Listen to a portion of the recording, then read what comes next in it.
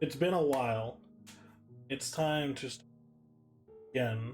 So, last we left off, a lot happened. Mainly, Wendell, the man who, Wolfriend, you probably know the most, was given the book on Kalenroth and asked to decipher it. Upon doing so, he spent many nights, sleepless nights, trying to decipher this book. Finally making a breakthrough, though maybe not the one he should have. As he comes to the door of the Boar's Rest Tavern, he is disheveled, crazed almost, screaming about dangers and regretting reading what he read. As you guys take the book from him, you shelter him in a room after he explains that a ritual can be held where 7 individuals who've taken in a part of Kalenroth can be brought together to basically be a sacrifice of sorts to rebirth the being known as Kalenroth, a being who, according to Wendell's research, is some sort of primordial entity from an age long before any of you would be able to remember. Upon listening and hearing all this, you all shelter him in one of the rooms, only for Uzmir, later that night while on watch, just wanting to check on Wendell, sneaks into his chambers to find the room disheveled, papers scattered all over with these arcane scripts that you do not recognize. Some in black ink, but as more and more pages fall onto the ground and the desk around the room, more and more are scrawled in blood. At this point, you make your presence known to Wendell as he is unaware of what is going on. You bring him out of the room, you search him, pat him down, and, put him somewhere else. As you see, he has cuts all over his arms. After looking over everything in the room, you found a bag of broken blade shards underneath the couch. Taking these and securing them in a locked lead box that Uzmir then takes into his body.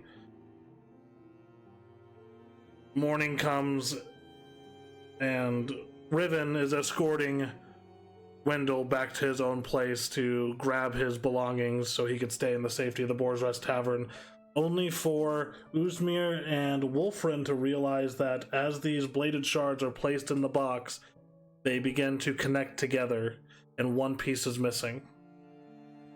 Across town, we find Riven laying on the ground in an alley as Wendell, quill in hand with a shard of a blade at the tip of it, as he makes his way into the crowd, disappearing. Riven shortly after returns, explains what happened, as you all try to figure out your next steps. And it is getting ever closer. It is about noon at this point in time, as you guys have planned this ambush on the Juggernaut, one of these subordinates of the Bloodhawk, over in the side of town known as Blackstone. So, as we come down into the Boar's Rest Tavern, you guys can take it away.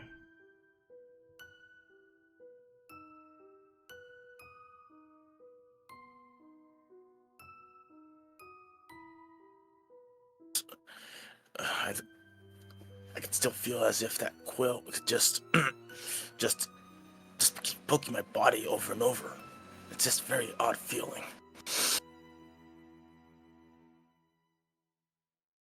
Riven's back at the Boar's Rest at this point? He is. He's right there. Oh. I didn't know if the map was accurate. Yes, the map is accurate. We left off. Riven was stumbling inside, obviously in a great amount of pain. Um, Victor gave him a healing potion. So, Which could be poison, but we don't know yet. How's Riven? What happened? And where's Wendell? I said previously, he stabbed me with the quill. And that's why I knew it was nearly. I felt like a sort of a shock, and then yeah, everything looked crazy and everything. And I barely got enough strength to come back here.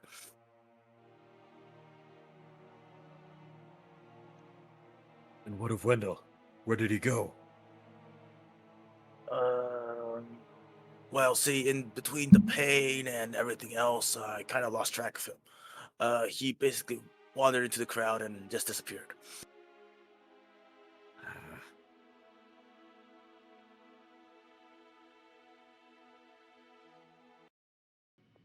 He did say sorry though, but I'm still gonna punt him.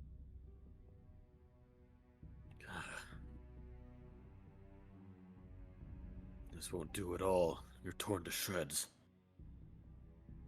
What happened? Mavra, yeah, you were asleep. Well, where do I even start? We found the rest of Kalenroth. What? I've got most of it with me, but one piece is with Wendell, and I'm afraid he's possessed now instead of you.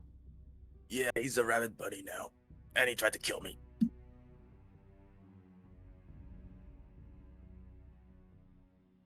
The whole of Kalamar? no, I mean- from the looks of it, it was 7 shards, probably from like maybe like a quarter of the blade that had been broken off.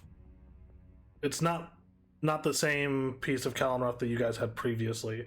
From what you guys have been able to discover, Kalamroth's blade was like broken into multiple pieces. So you guys had originally found the hilt, which had a small piece of the blade still on it. This would have been probably the next section up that had been broken again into various more shards, possibly to try to affect more people.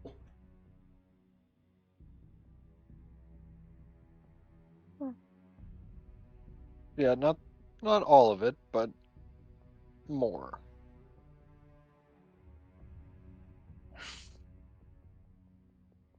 This is not good. On the bright side, I'm still alive. That's a good thing. And we do have Terribly some of the injured. shards. Well, that's just water under the bridge. I'll be fine. When the fighting starts, I'll be there protecting. Yeah, I'll be there protecting you, and don't worry, I won't be a hindrance. I can still fight.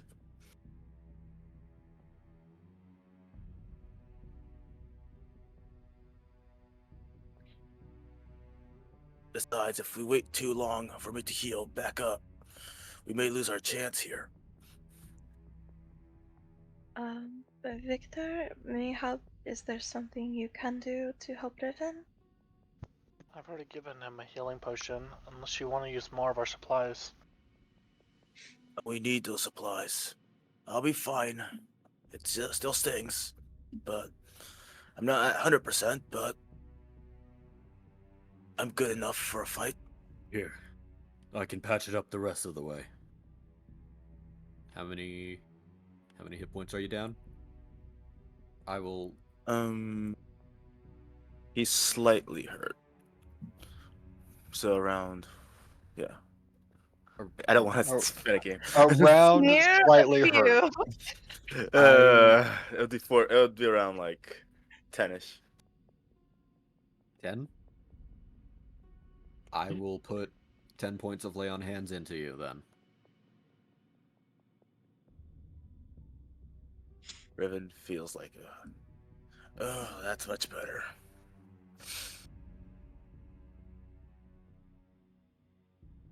Well then, now we've got multiple problems at hand.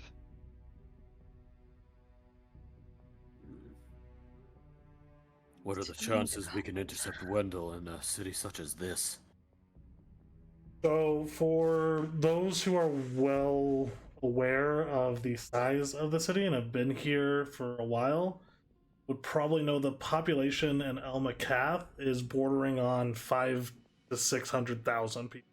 Like, the city itself is probably 40 miles wide, or close to that. Not 40 miles, sorry, 4 to 6 miles wide. That's a big bitch. Like, it's a big city, and like the population is booming not only because of the size of the city. There's probably only 2 to 300,000 residents, but with it being a large port town, there are like hundreds, sometimes like bordering on like 5 to 600 ships, like docking and leaving at different times throughout like the short time span of a week. So this is a main hub, and in a city this large with this many people walking around, it would be hard to find an individual unless you had very good connections, a lot of people looking, or possibly by magical means.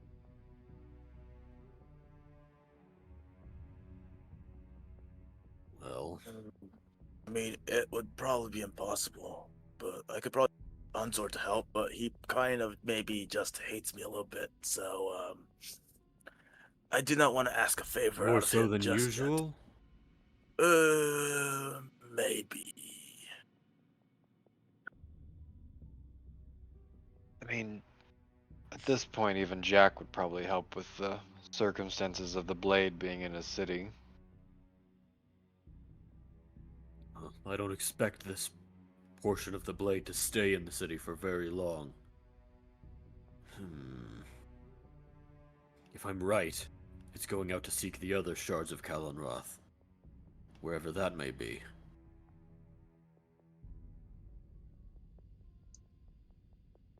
We can call upon our contacts to keep an eye out, but beyond that, I'm sure we'll cross that bridge when we get there. For now, let's just focus on living and not dying to the dumb. What's her face? The armored. Fuck. As Riven's intelligence shows itself right here.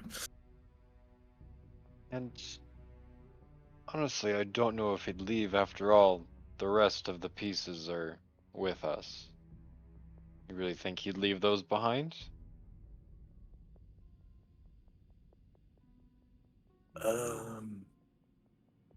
It could be a trap.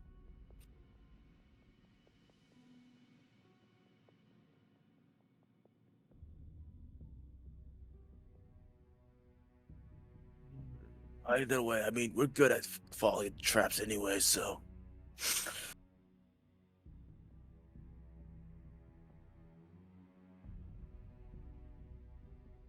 Yes. Question now. What should we do?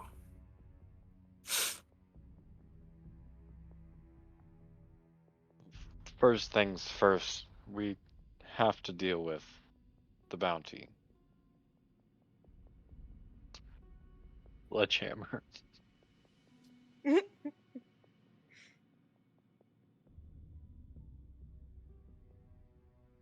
Oh, yeah. So we are going forward with the ambush, yes? I We believe must. so.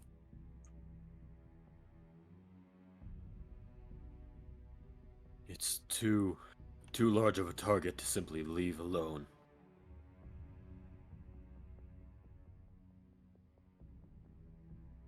And, how many was accompanying the target again? 2. Well, for this fight, I think I'll be much more, I'll be much more of a asset in the back, protecting Mavra and Victor. That way Mavra can shoot her bows without anyone having to worry about, without having to worry about someone sneaking on her. And I'll let you two just put the pain on the target. I have a feeling this fight's gonna be rough. Well, Makes you think if we're- that. Has hammer. we can make the most of it if we're tactical about this. You're right. Uzmir and I should take the forefront, the brunt of most of the hits. Victor and Mavra can take the back line. Riven, you operate in between where you can. Yeah, I'll just do what I do best. Protect the back line, get in hits where you can. Yep, that's my style. I don't know, We've- lately you've kind of been the meat shield driven. Yeah, well, I'm trying to get past that. I do not want to die again, and dying is kind of scary. I would very much appreciate you not dying anymore. Yeah, yeah, yeah. Of course, I will definitely not want to do that. But yes, I'll try and see if I can control the battlefield from the back, and make sure no rogue types will sneak up on Mavra and Victor while they do their thing.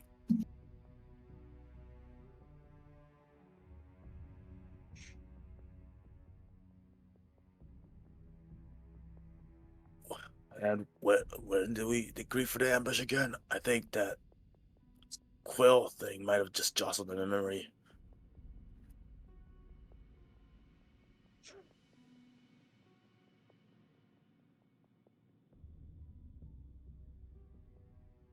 Oh, unless we all forgot then. Guess that too.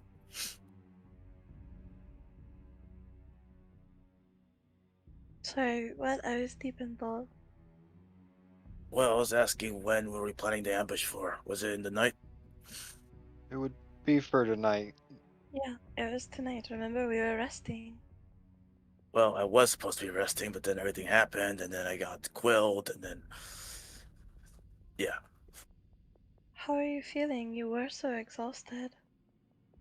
Well, I didn't get a chance to rest fully, but I'm fine.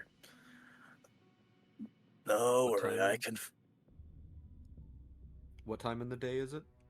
Midday, I think, no? It is shortly after noon. You're rolling into 1 o'clock. We've time still, if you wish to rest. Best you do. Oh, and here I thought I was going to get some more practice. But, Resting is prudent, Riven. alright. Besides, I'm no not going to have practice you... like the real thing. Yeah, alright, I'm not going to have you two nagging me. I'm going. Nagging? Alright. Caring about me a lot. Just go to my room and just get some rest. Did like half of us even get full night's sleep? Like pretty much all of us. Yeah. I think everybody got a full night's rest.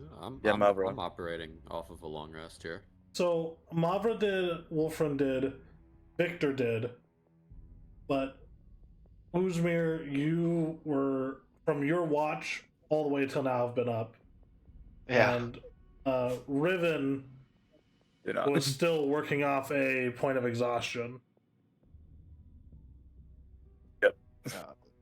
So I'm gonna have to join in and sleeping more. I guess. See that you're Well, both chill. I'll make food. yeah. Well, friend, you should probably fill Mavra in more of everything that's happened. Right.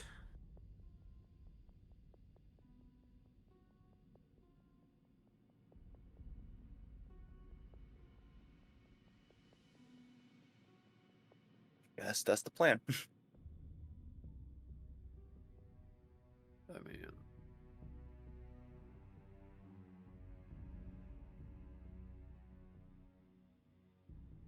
Here we go. Riven is sound asleep.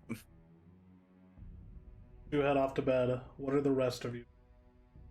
I'm up here cooking, my boy. Meth? Food, but maybe that could be next if we could find some elvish Sudafed. Cool. Oh no.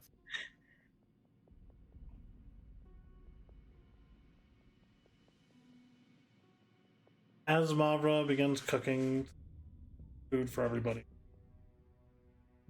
Wolfriend, Victor, are you guys doing anything? Note. How long do we have? It is rolling into 1 o'clock. You guys just decided that you were gonna do the ambush at nightfall. You didn't put a specific time. I'm gonna continue working on my knife. I think it was a knife, right? Let me double check. Yeah, I'm gonna continue working on the knife the masterwork knife I was going for.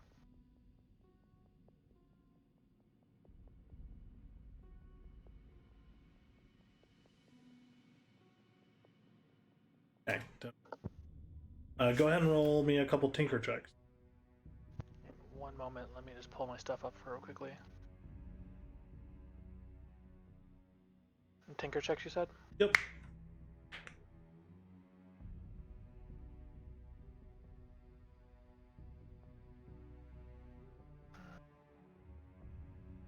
See this so I can see my roll. How bad is it today? Not bad. It's a 15. Go ahead and roll me another one. 6. You've made a lot of progress so far. You figure you'll probably have it done after another couple days. It's just gonna need a little bit more refining overall. Okay, this is the 4th or was it 3rd? I can't remember.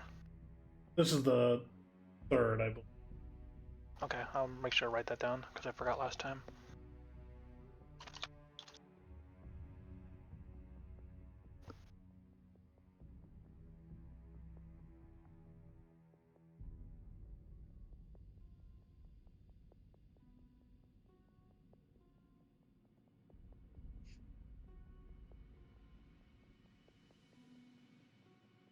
Wolfriend, you trying to accomplish anything while everyone else is getting their...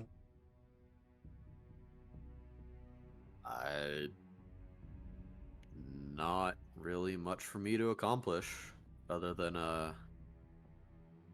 filling in Mavra at some point, which we can kind of just skip over, I think. Yeah. What are you guys doing with the foam? One that's sitting on the bar.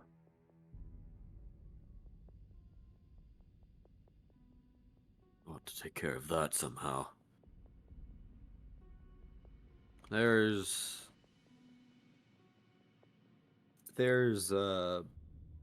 Ebon Fang protocols for dealing with cursed books, right?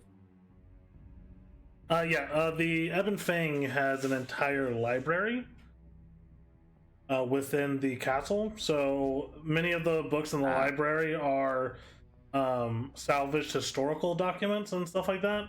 Though there is a section known as the Undercroft, where it is a completely locked off section with only a few people having access to it, where it is specifically cursed texts.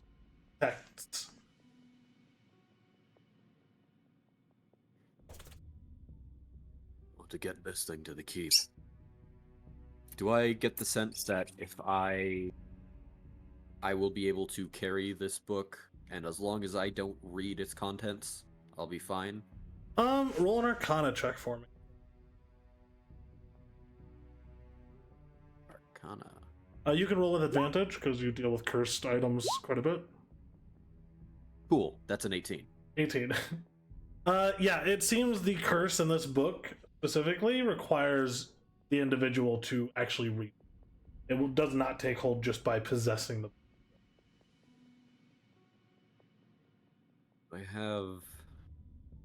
Do I have something I can wrap this book with? I mean, with a little chain or something. So there's a few things here in the tavern itself. There's leather scraps, so you could like tie it around with leather or rope. You might be able to find some chain.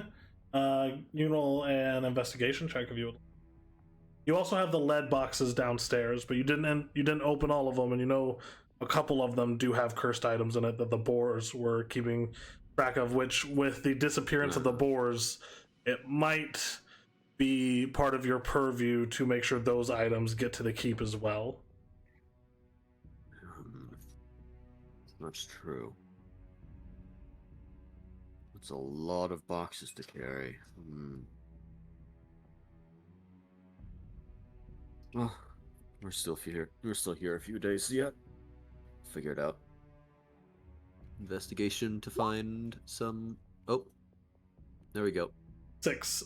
You do find some chain.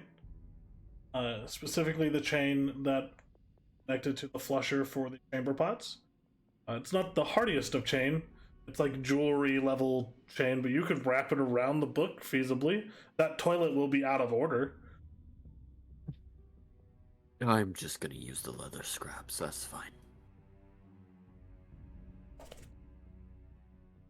Okay, so as you bind it, are you putting it in are you gonna go down and look through some more of the lead lined boxes, or are you just gonna let it be? No, I'm wrapping it up. I'm gonna stash it in my bag and just leave it.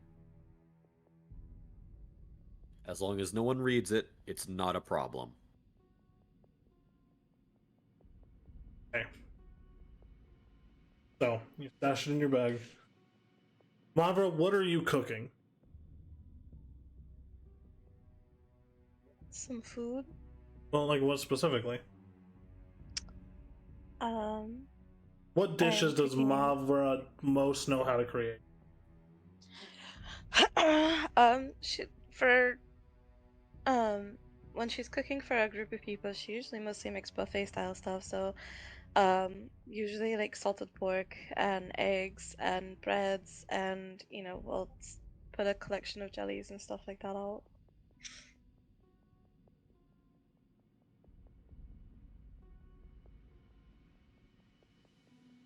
And she Okay. cooks when she's stressed, so she's making everything. Okay. So it doesn't take long before there is a bevy, a cornucopia of different breads and cheeses and other food that begins to fill the bar where you are sitting at, Wolfriend, as Mavra is rushing back and forth between the kitchen and the main bar area. You don't need a hand bringing things out or anything?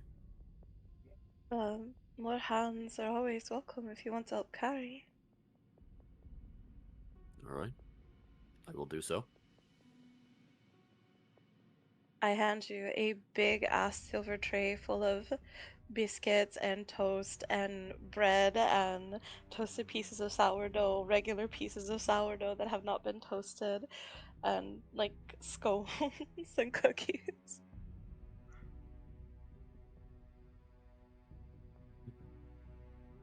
Truly, you spoil us. And I'll just set that at its place. I'm bringing the last tray of meat.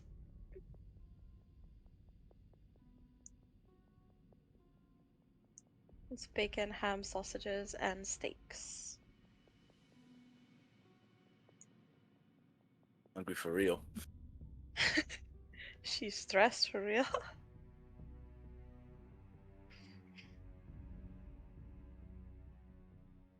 Well, friend, what all did I miss while I was resting? Well, we have run into a gap of knowledge on the player's part. I don't remember what she would have missed. She missed most of the Wendell stuff. Mm-hmm. And I have no idea why Riven left. Yeah. Yeah. Why did Riven leave again? Wendell to escort Wendell. Right. Uzmir right. asked him to escort Wendell. Right. Because Uzmir knew that that Wendell would kill Riven. Uzmir's plan all along. Hey, Riven, make your character. So if you're making jokes, please declare them because I really wouldn't.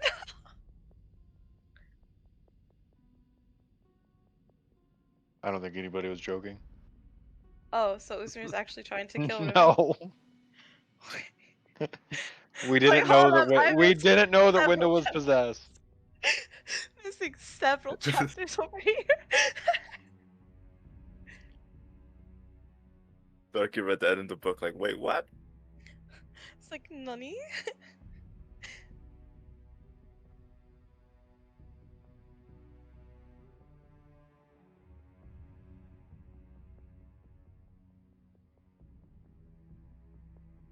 Wait, where were you escorting Wendell to?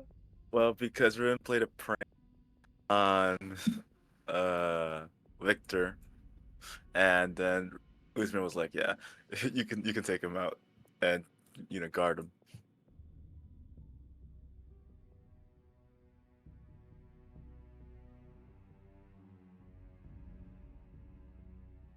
So, you get the rundown.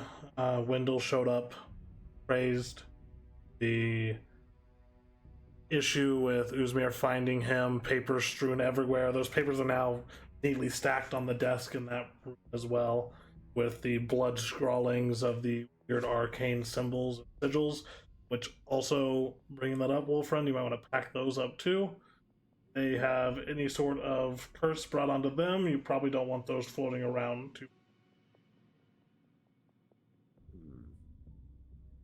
And then them putting him back to rest in the other room, finding the 6 blade shards, and then finally in the morning, Riven escorting Wendell to his place to grab his belongings, and then this morning, just before you awoke, Riven showing back up, stumbling in a very large amount of pain, with Wendell escaping.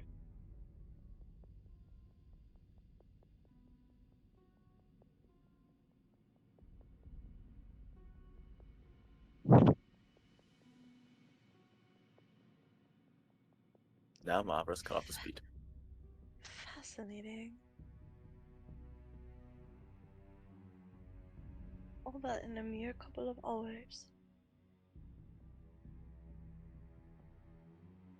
Oh, and Jack showing up in the middle of the night and having a conversation with you. I was awake for that part. Okay.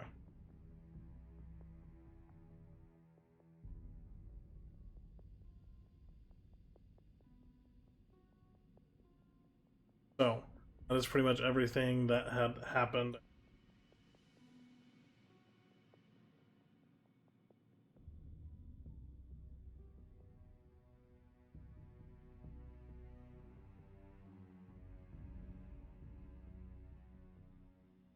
Oh, as Mavra like prepared the food and stuff, how long would that take?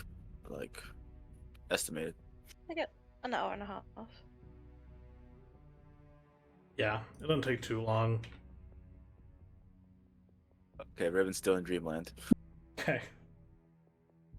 It isn't long, mere 4 or so hours before Riven, you guys had enough rest as you both begin to groggily awaken to the smell of food and sitting out there as Mavra has rest cooking.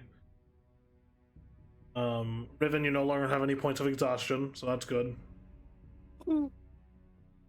And both of you are well rested. Well rested. My sweet spell points.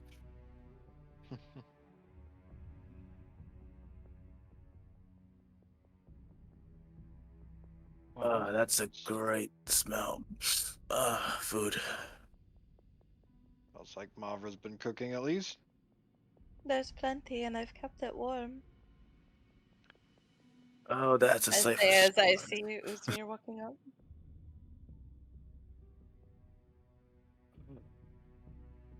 How late in the day is it?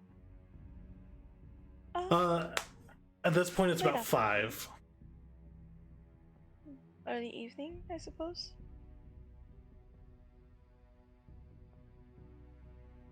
So perfect timing then. Yes, I suppose your breakfast is not dinner. Can I get you guys anything? Milk? Mead? Water? Don't tempt me with a good time, Mavra. If I drink Whatever's any mead, fine. yeah, if I drink mead, I'll basically lose my ability to attack and defend myself. Let's keep it light on the So, libations now. water it is. Water it is.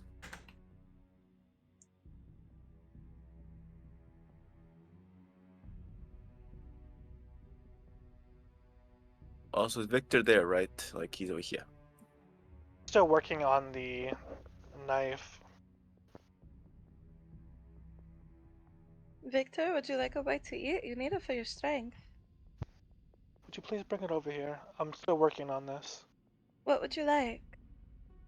I trust you. I put a plate together with some eggs, a couple of pieces of bacon, some toast and cookies, and a mug of milk, and I slide it over to Wolfrin and make the eyes to suggest he take it over to Victor.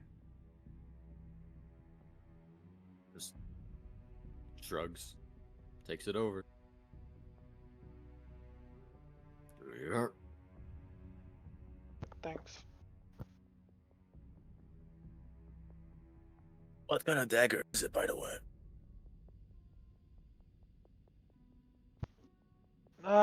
Still working out the kinks, but I'm trying to make a gift for someone.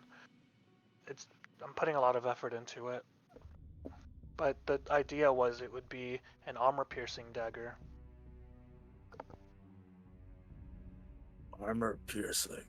Goes through plate mail, you say? Yeah, specifically it's called a rondel. If you know what that is. Rondo, what now? A rondo dagger. Mavra, is Victor making up words? What is that?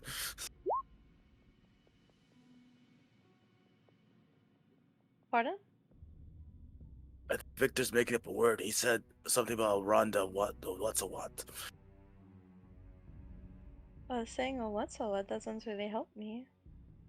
Well, Victor, what's it called again? He's gonna kind of look up and yell, Rondel dagger. The dagger. What's a what? Yeah, but I don't know what that is. That's okay. The low intelligence party members. No, I said DM would I know what that is. A rondel dagger? Roll a. You can roll a history check, we'll say. Okay. Unless you are skilled in blacksmithing. You can roll blacksmithing.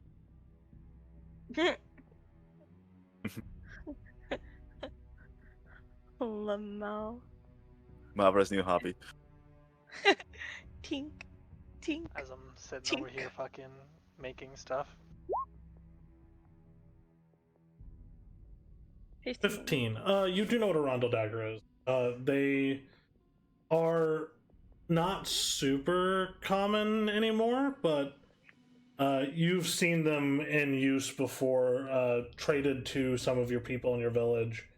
But yeah, you haven't had too much interaction with them, but you have seen them before. You know what one is.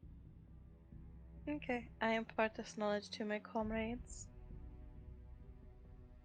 But why does it have such a very, very complex name? Like, just call it the Stabby Stab or something. I don't know. The stabby stab. Yes, the But even stabby stab. if we call everything that's pointy a stabby stab, then everything will just be a stabby stab and we won't be able to differentiate. No, but that one thing would be called a stab, the other thing would be called a stabby stab, and the other one would be the stabby stabber. That one, in that case, would be something akin to the stabbest of them all, something like that. Mhm. I just do not like those complex words. They make me feel dumb. Which I may be somewhat, but I'm not that dumb.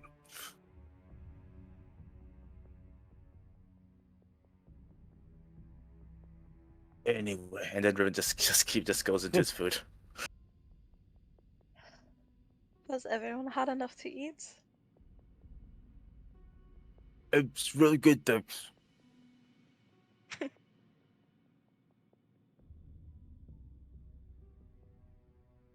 Uh, Riven, Hmm. you're not allowed to name any weapons. You do not like my naming sense. No. Not even a little bit. It's practical.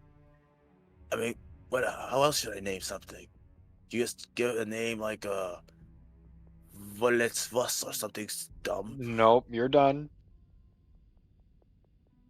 But here I was going to name my spear. Nope. I think we should name Riven Vox Populi. Walks up one now. Don't worry about it. All right. He just continues eating.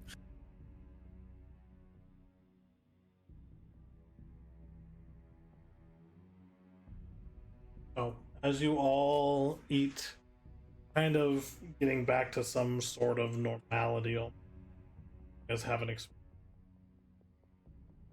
preparing for tonight's battle. Is there anything you guys need to get or prepare for the battle tonight? Hmm. I would have just Dime. prepared. Oh, go. I was just asking. We still have the diamonds, right? Yes, I've Yes. still got 3 diamonds, 5 potions, and 1 potion of greater healing. Oh god, and what potions did I prepare? and That's a good then question. I have these, and I pull out 3 elixirs. I don't think any of us should drink these though. What did they Ben? do?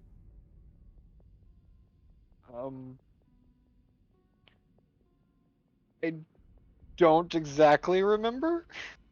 I'm I know gonna one of walk them. over there and grab them. I remember what they're called. Let me see those, please.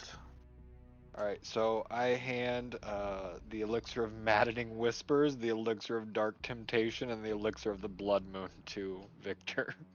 And I'm gonna use like my action for this, just to look at all 3 and identify them with the alchemist feat. Yeah. Are these the potions you picked up way back when you got Kalenroth? Yeah. God, I've got to look so far back in my fucking notes. I know you Um, mentioned the Kuro. I just You don't could remember. just search maddening whispers. These are all homebrew. No, I mean like in your notes. Oh, yeah. Honestly, I think you might have actually sent them to me. That would have been great if I did. You search there, I'll search my notes real quick. Nope, you did not send them to me. Well, that's that.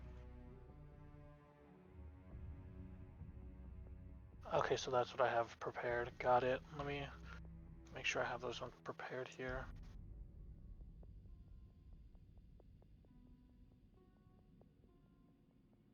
Do I have 3 prepared or 2? Oh, wrong button.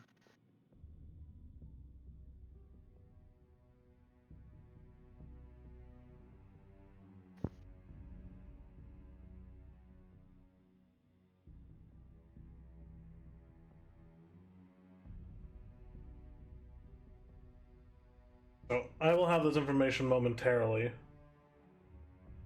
I'm gonna grab some water while you look for it.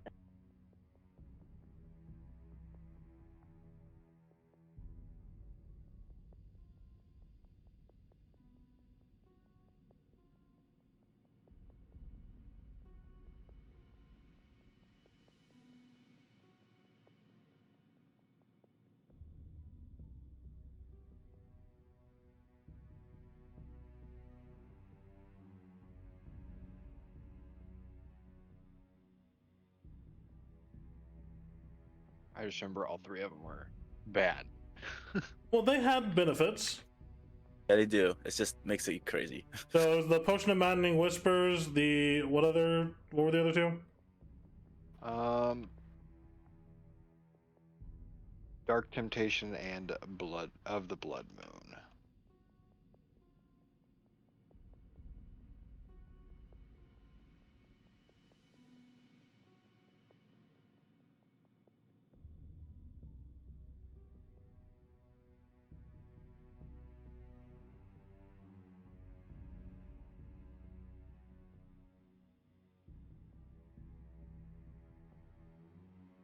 Okay.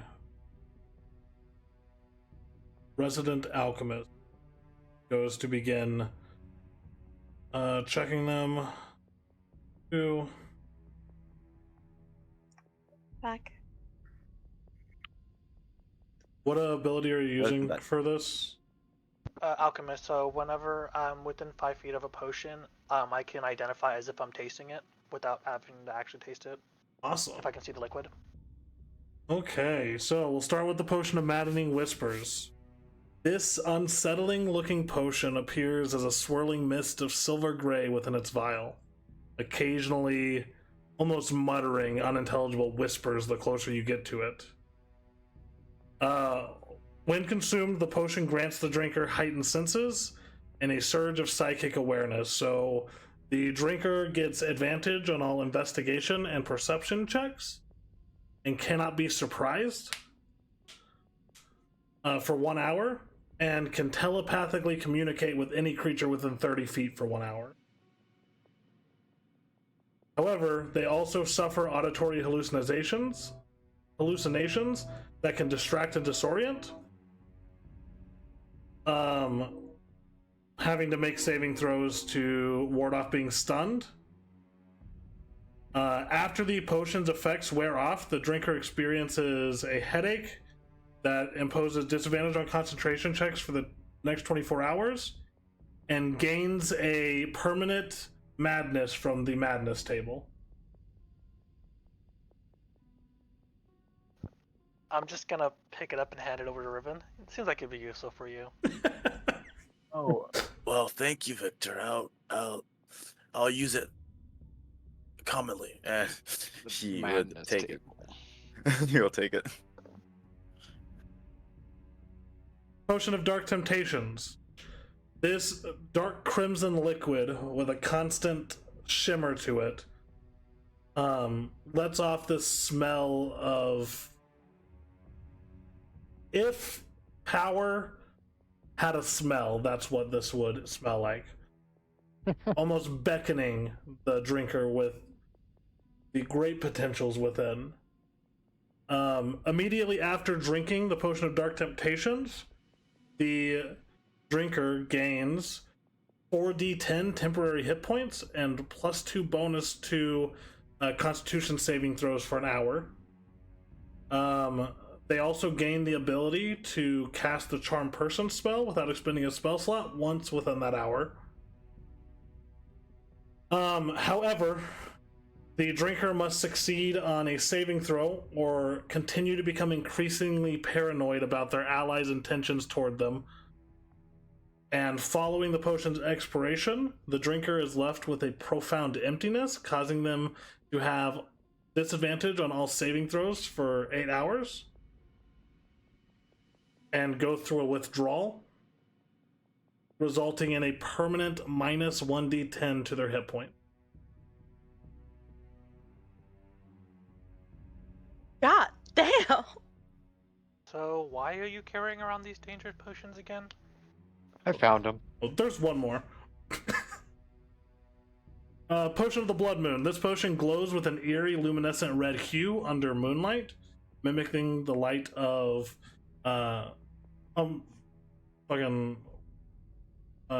Lumina, the red moon.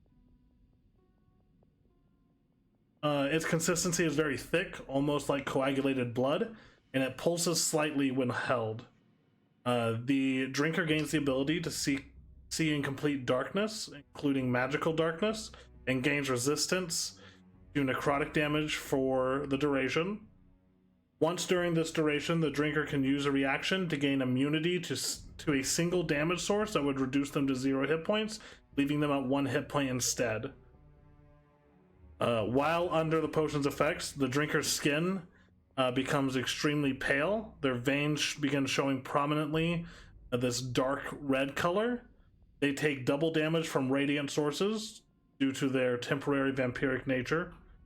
And for 24 hours after the potion's effects end, the drinker is weakened, suffering a -2 penalty to AC and all ability checks as their body recovers from the intense transformation. The user also must succeed on a Constitution saving throw or be cursed with vampirism. Does anyone wish Incoming to be a vampire? Astarian. I've had worse. What are the downsides of being a vampire? There's a lot of downsides to being a vampire. I think, Yeah. the not being able to go in the sun, only being able to move at night, and not being able to eat food anymore. Probably a That- few. You know what? I do not want to become a vampire anymore.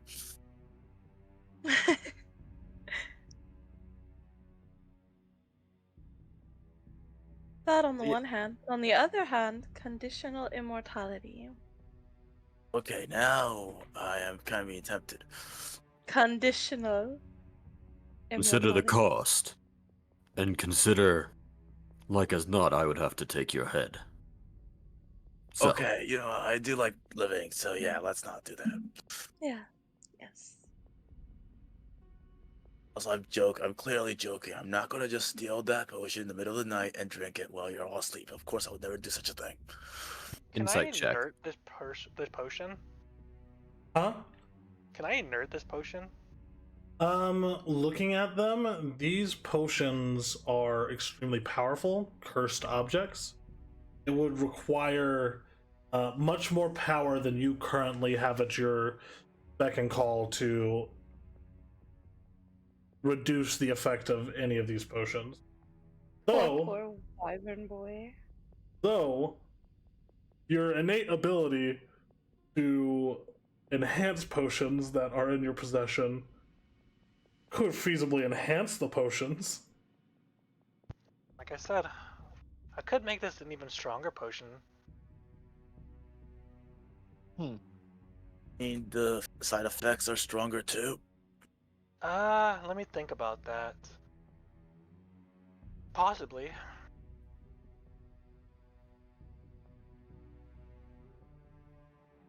A vampire, I'll become a super vampire. You'll do no such thing. Hey, Wolfren, I'm not gonna turn into a vampire. Insight check. Roll an insight check. Riven, either roll perception or deception. Sure. Although, Riven, you should whisper Hide your that to shit. me. All right. I'll So have to do that first. click the 2 GM.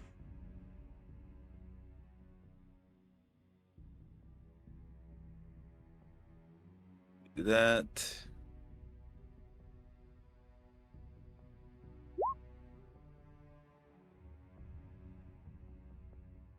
Okay. Wolfriend, looking over Riven's expressions, which you have come to know very well, this man is lying out of his ass. He fully intends to drink that potion. Lol. Everybody remember, these are mine. Usmir, just do that thing where you put them inside you.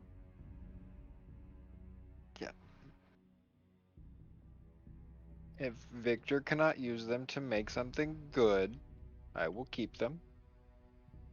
And Oh, so not let you- Riven become a vampire. You would also want the Manning Whisper one that Victor just gave to me. I'm gonna say that Victor's probably not honest when he says that you should drink that. Oh yeah, that was completely as a means of you're going to go insane if you drink this. Really? That was I great. Clinically. abhor the thought of an insane Revan. He already doesn't have scruples. You know, I Wow. wouldn't. Maybe not insane would be the word, but maddening. Oh Lord, actually, give me this potion back, please. Well, it's in my pack Look. right now. No one's drinking these potions, and Riven, if you become a blood-sucking, murdering creature of the night, I know you you'll take my head. will. Yes, you'll take my head. Okay, I won't do it. Riven, I won't do it. I won't. This time, Riven, I'm very serious. I won't do it. Riven, Mm-hmm. hand over the maddening potion, please. Andrew takes the Manny potion out of his sack, and just places it on the counter. There it Thank is. you. Usmir, as I slide it down the bar to you. Thank you, and I absorb it back up. The others? And I have Wolfriend as well as Victor roll religion or arcana checks. Also, Victor, your name definitely says Lilith on the bottom of my bad. screen. It always, I don't know why it keeps doing this. There it goes. It's Victor still though. Yeah, and Wolfriend roll with advantage since it has to do with cursed objects. Well, I am equally bad at both, so... Oh, cool. That's a 19. From a natural 20, but, you know. Hey, awesome.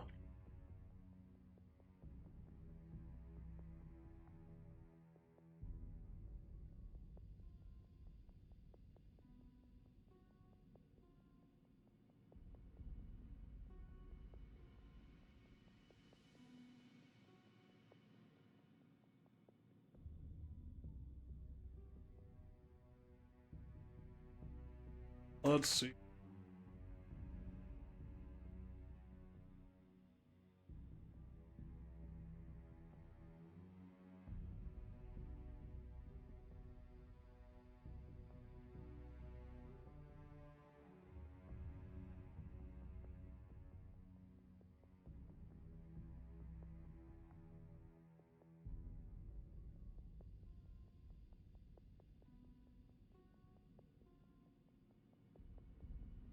So, Wolfriend and Victor, you both know a little bit about these. First of all, Victor, you have read about elixirs or potions like these. These are known as eldritch concoctions. They are not anything that can be made by mortal hands, first and foremost, and usually require very, very deadly ingredients. By that I mean, like, you have to kill people to make potions like these. That is your knowledge on this.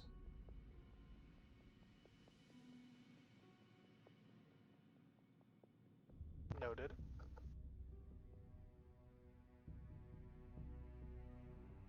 And Wolfriend, you have a little bit more knowledge on this.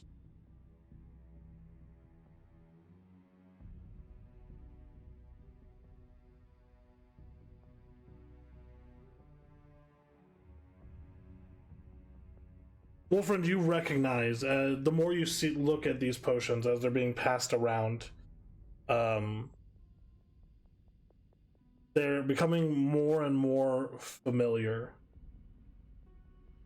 Actually, you have seen potions like these before in person. So within the Ebon Keep, there are 4 potions from a set known as the Elixirs of Veth'Arden.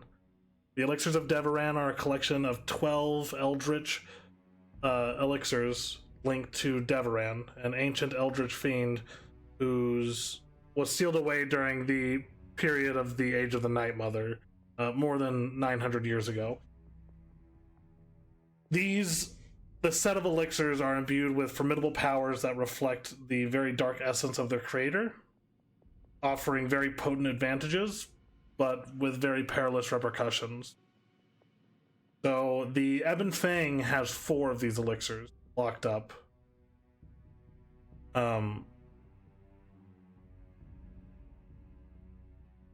as far as how many there are in total, there's said to be 12. So if you guys have 3 of them now, that means you have the location of 7 of them.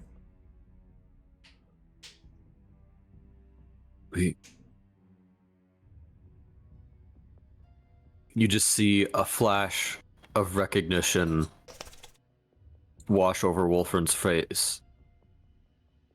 No one is drinking these potions. These need to come back to the Ebon Keep, where they will be safeguarded. Well, They- that and... Oh, sorry. I mean, I think we all, besides Riven, agreed that they're not the best things to drink. So I don't think there's a These problem there. are dangerous relics, and one of a kind besides.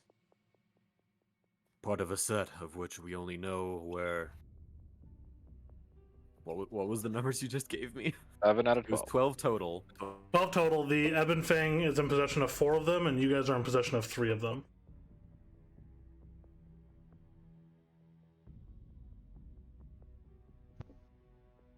And besides, as weird as Riven is, I doubt even he wants to be considered a cannibal at some level. Are vampires cannibals? Yeah, No, because they don't feed That's on a other bit too- vampires. for me too. Oh, I meant the ingredients of the potion, but Oh, I think that's besides the point.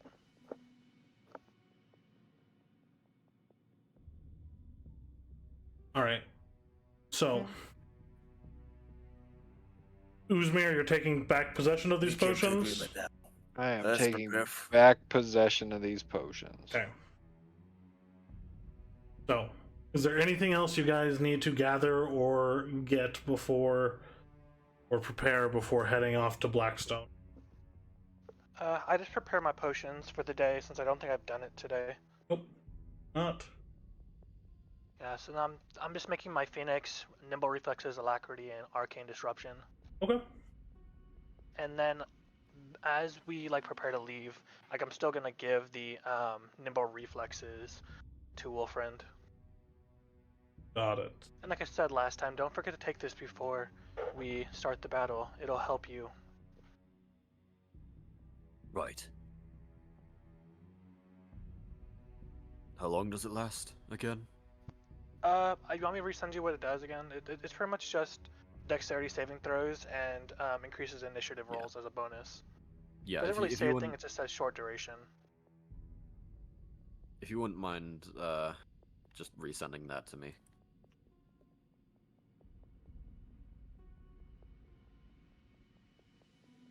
Thank you. Okay.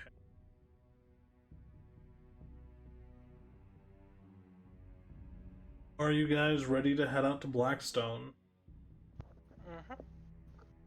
So, as you guys pass the time I preparing, think we are. you all begin to make your way. Light falls to the part of town known as Blackstone.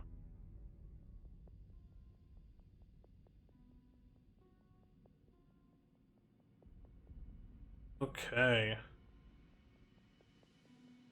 The big map, so it might take a minute to load in for you guys.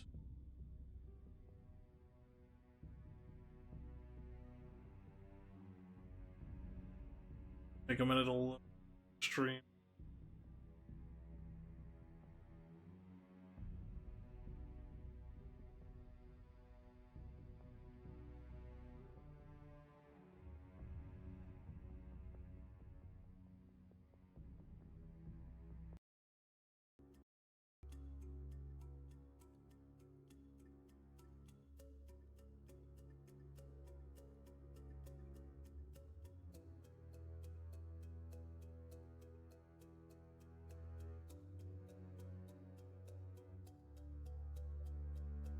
So, as you guys arrive at Blackstone, it is still fairly bustling. You guys had planned your ambush for over in this courtyard. You all can see where I'm clicking.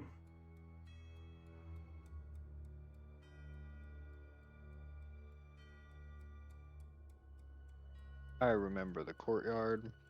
Yeah. There are a few different entrances to the courtyard. There are 2 from the south, 1 from the east, 2 from the north, and then one of the north ones and one of the south ones both lead up on the west side. There are ladders that would allow you to get to the roof, as well as catwalks almost, these gangplanks that connect the different roofs together.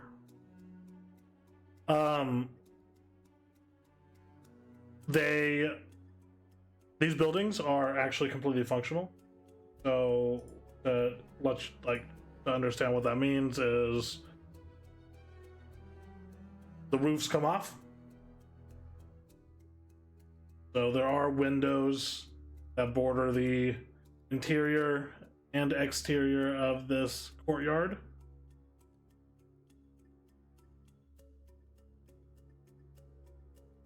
So if you guys do end up wanting to go inside of a building, that is a possibility, definitely. There are definitely probably people in these buildings as well, so keep that in mind.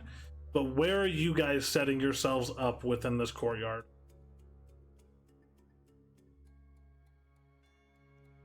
Quietly atop this roof. Okay. Yeah, I'm pretty much Yeah, where I do wanna we be. do we know which do we know where our target is going to be approaching from? We're trying to, if I Right. remember correctly, We the know plan that she was to frequents the tavern. Yeah, you know that she frequents right, the which tavern. is The little bit of reconnaissance that Uzmir stayed behind in bird form to look over, they entered the courtyard from this entrance over here, making their rounds around the perimeter of this part of town. Which entrance? Can you... Oh, over there? Okay. Yep. right. I will set myself up right here. These are chimneys. Yes, That those I'm are clicking on? chimneys. Okay. Can we say we've established a hand signal to let us know when they're coming? Yeah, what's the hand signal?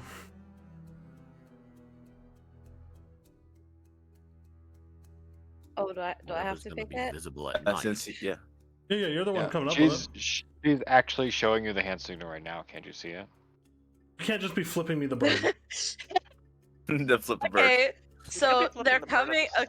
Okay, so they're coming as a fist, and then however many people are approaching would be like a number of fingers that you hold up. Okay. Does that work for everybody? And what's the signal for Could attack? be a hand wave for they're on their way, followed by the amount of individuals. Mm-hmm. And then attack would just be like knife hand, like at their general direction. So I do want to say there is another option, which is you guys do have a potion called the Potion of Maddening Whispers that allows you to telepathically communicate with any creature within 30 feet of you. You know, it's really cool not doing that. All right. It's like a super sick option. So you guys, Wow, you guys starting to sound like a good idea. work out a few hand signals, represent number of people entering, what direction they're entering from, and all of that. So that's fine. I have all of you stealth if you are trying to hide.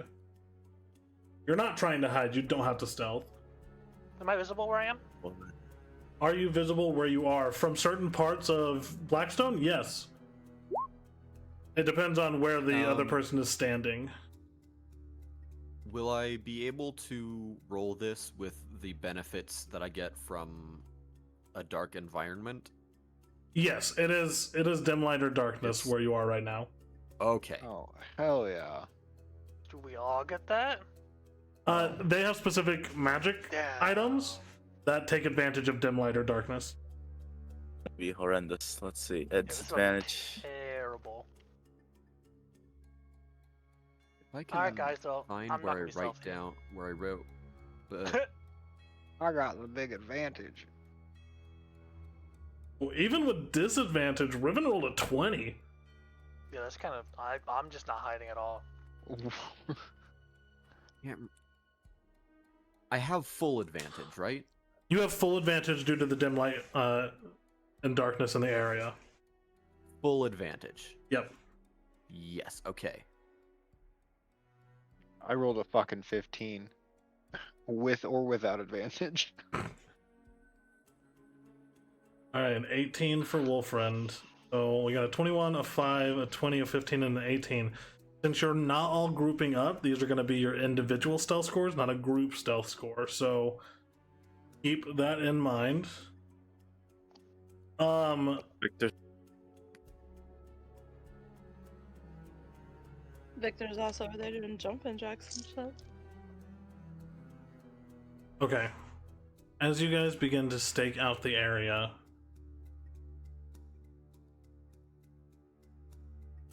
also, this is for sure where you guys want to be set up, right? Because right Which now, alleyway did you say that they were coming in again?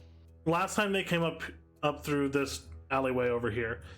My main concern is Victor is the only one on an exterior part of a roof. The rest of you are on the interior part of the roof, which is going to make it kind of difficult. No, it's Victor, you would have been the only one with view to the outside street to see them coming in. Yeah, I thought that was trying to like look over, like that was my whole point. Yeah. Okay. But I'm kind of stealthy, so. Yeah, you're fine. As you guys begin to lay and wait, I need somebody to roll. Somebody roll a d6 for me. Okay. Okay, that was this mirror. 2. Oh, she already got it. Alrighty then. He said somebody. I called it. Can I have everyone? Why are they bringing a random civilian with them? That doesn't make much sense. They really like that civilian. Literal.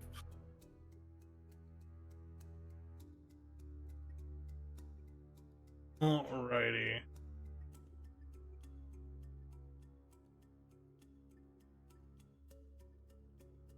As they are entering the area, that's a tight fit.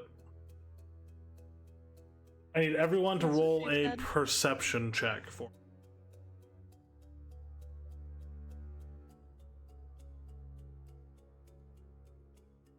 You got that big perception. What is me rolling the same regardless? Hey, man. It is what it is. Alright, so, Wolfriend and Mavra, you two are the first to notice as two individuals begin to enter the courtyard. It is at this time, Wolfriend, are you given a hand signal or anything? If I have a positive ID on our targets. Well, you see 3 individuals, first and foremost. One of them is a very massive figure, most likely your target. Accompanied Yep, by I'll- 2 figures wearing similar armor to what was described to you by Uzmir. I'll give the their coming signal. Okay. Put up 3 fingers. So this and just time, sort of as you put up point at the 3 direction fingers, they're coming from. Yep, and as you put up 3 fingers, you hear a tile go skating down the roof that you're on. It is not quiet by any means. Right after that tile, you see a Victor sliding down the roof. Victor, I need you to make a dexterity saving throw. Do not fall off the roof.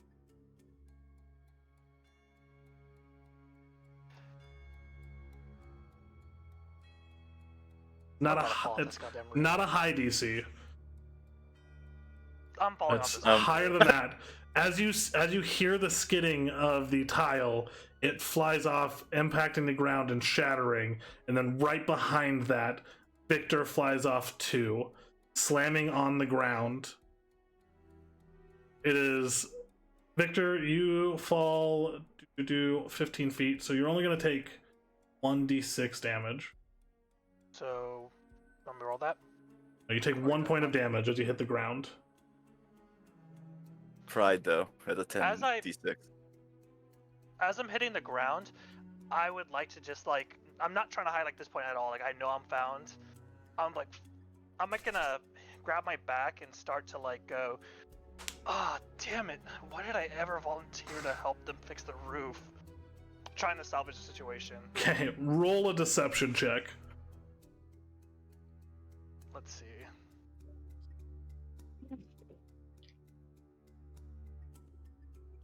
Do.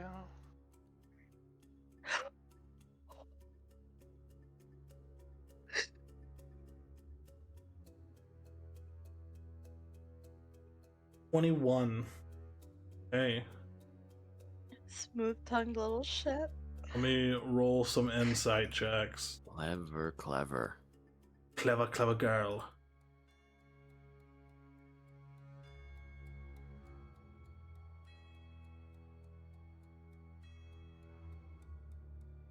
And where is Juggernaut? There she is. Alright, let's have them roll some insight check.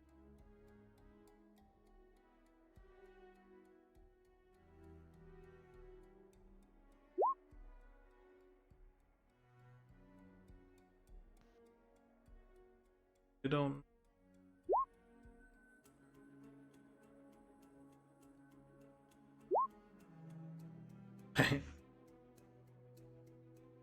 As you say this, you see the two smaller figures kind of let their guard down a little bit. It's also at this point that the larger figure begins to pull a warhammer off of her back. Or sorry, no, she doesn't have a fucking hammer. She has a cleaver. Sledgehammer? The sledgehammer! She has a sledgehammer. Sorry, she The pulls a very sledgehammer. large two-handed axe off her back. And she's staring you down. Calling her the sledgehammer. Thing now. I'm going to, at this point, like, take a step, like, back and, like, look. I try my best to look as, like, frightened as I can. Excuse me? Why are you arming yourself? As you say this, let's see here.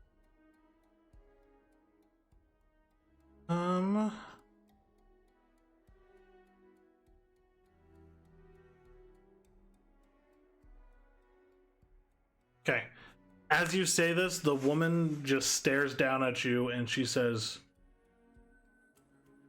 I am no fan of liars, young boy. As she says that, I'm gonna pull my tinker tools out, like, in my hand and be like, I have no reason to lie to you here.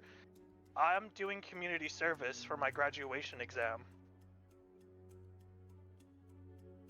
If that is so, then why do you have friends on the roofs around you? Do you repair roofs by yourself?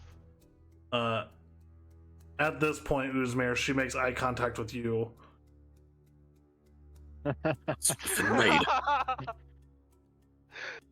Go. And I will. I need everybody to roll initiative. Yeah. The two smaller individuals Oh. that are accompanying Oh. her. The two smaller individuals who are accompanying her are going to be surprised at this point. She is not, though. Can I? Oh, nat fucking 20. While Uh-oh. when I messed something up. I forgot to mention this when they first appeared, but can I have drank my potion? Yeah, that you guys had Victor gave me? planned for you to drink the potion previous to Okay. this, so that is fine. Okay. It says I have a bonus to my initiative. A bonus of how much? Do you have the Don't actually specifics know. pulled up?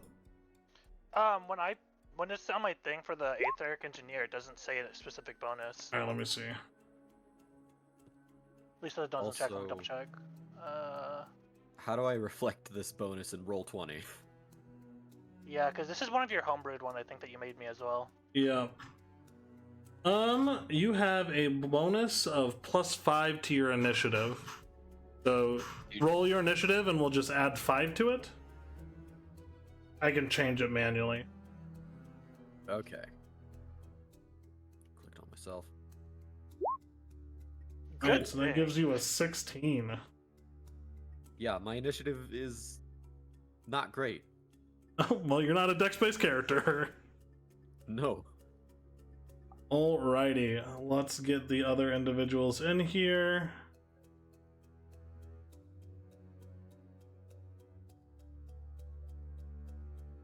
Alright, we'll roll for the Juggernaut first.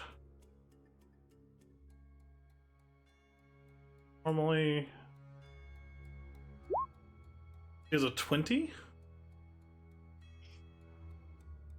Me too.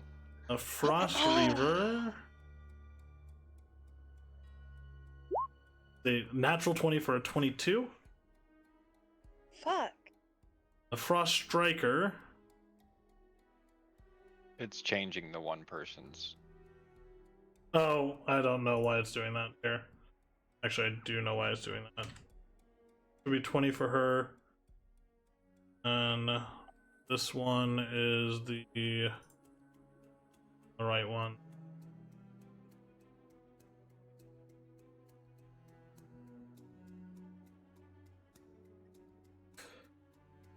The Frost Reaver rolled a natural 20. Ridiculous. I'm gonna re-roll his real quick. And his would be a 22. Hers would be a 20. I don't know why it changed back to. And then the Frost Striker is a 15. This game fucking hates us, I swear to God. Okay, so the Frost Reaver and the Frost Striker do not get a go this first round as they are surprised. So, starting us out, let us get into it, guys. First, So- I waste my nat 20 on initiative. Hey, it happens.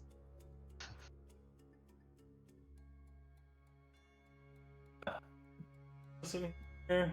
So wait, so does Uzmir go first, or does the Juggernaut go first between those two? Uzmir will go first because he rolled a natural 20. Alright, let's get this in.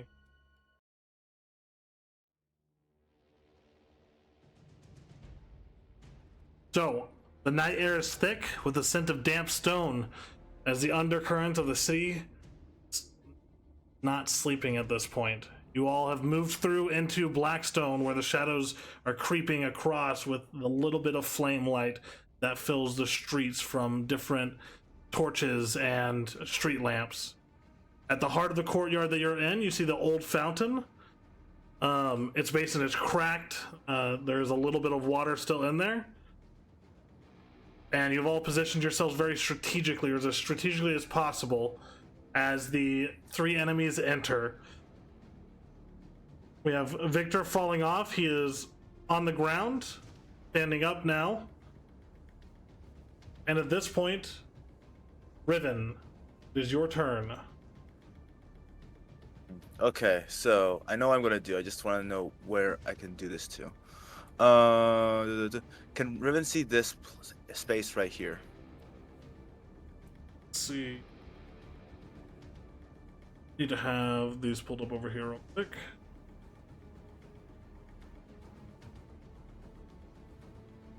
Just a second, Riven. Just a little bit higher, otherwise I would have been able to do this. Okay. What space are you trying to see?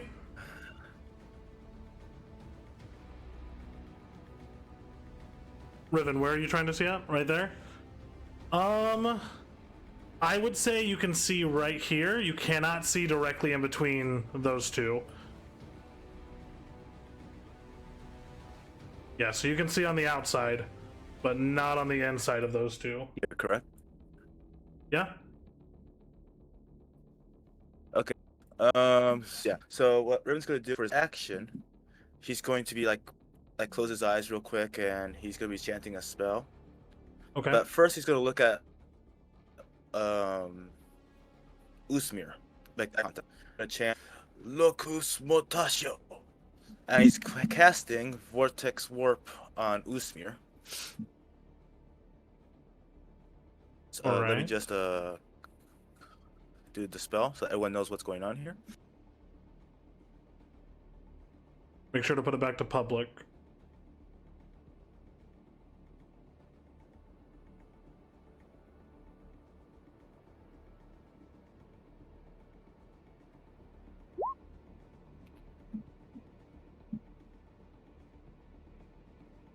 All right, so you magically twist the space around another creature you can see within range. The target must succeed on a Constitution saving throw, or the target is teleported to an unoccupied space of your choice that you can see within range. It must be on a surface or in a liquid that can support the target without the target having to squeeze. Make sure. So like right here. If Usmir fails, of course, he could choose to fail. You're trying to teleport me over there? Yeah, that way you can hit them. What level are you casting it at? Second, Second level. 90 feet. Let's see. That's why I was curious. I was trying to do the math here. Okay, yep. So was this battle plan discussed at all? Nope, Okay. we're winging it, baby. So, Uzmir, you feel the space around you start to warp. Are you resisting this unknown spell that is being cast on you? Well, yeah, I would. Okay, I need you to roll a Constitution saving throw for I got 26. good constitution. Okay. So he is not teleported. The space around him warps, and then a mass of ceiling tiles or roof tiles from beneath him are now over on the ground, spread around the enemies. But he won't say anything. He just like grumbles. And as a bonus action, he's gonna cast not cast. Sorry, he's going to use the skill Hexblade's Curse on Okay. this individual right here. So Hexblade's Curse. Got it. Okay, he is cursed. Are you doing anything else? Nope. Okay, moving on to Uzmir. It is your turn. What all does surprise cause? So they lose their action and reactions.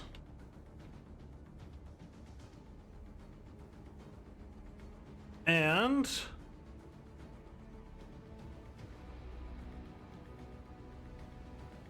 yeah, so you can't move or take actions or reactions for this round. Okay. I didn't know if it caused anything else.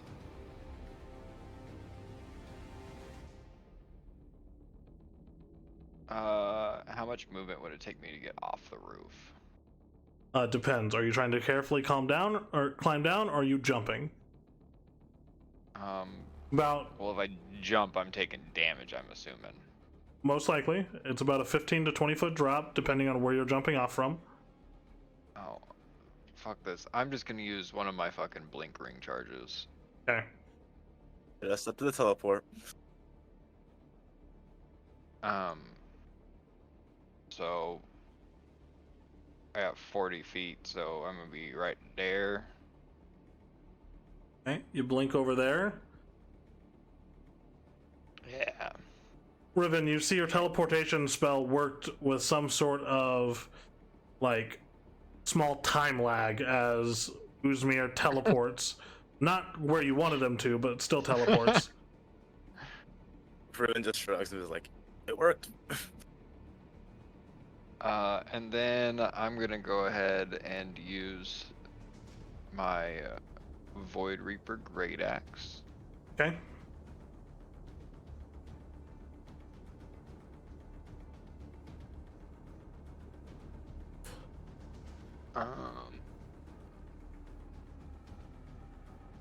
Yep, so I'm within 60 feet, so I can make an attack against this guy.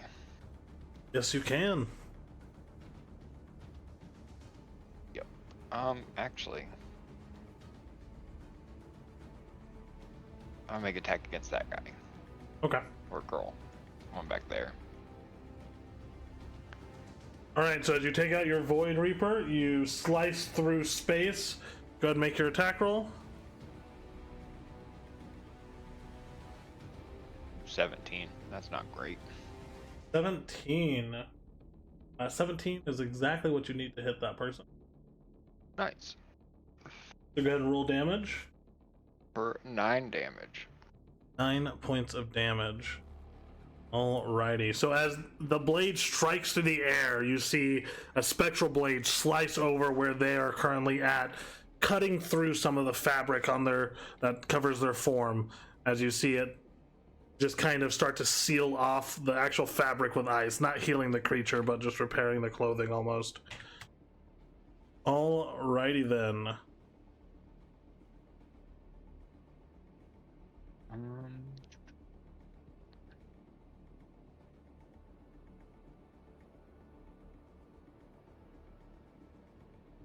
Pretty sure I can only do one of those. It doesn't know. Does the Void Reaper say as an action, or does it say you can make your attacks It in says this once fashion? per round, the wielder can channel a Void's power, allowing the axe to tear through space or to open up. Yeah, so once roll per that. round. Yeah, so it doesn't count for both attacks, right? Nope. You can still make a second attack. It just wouldn't be, you wouldn't be able to use the ability. Yeah. You can just throw it. Oh,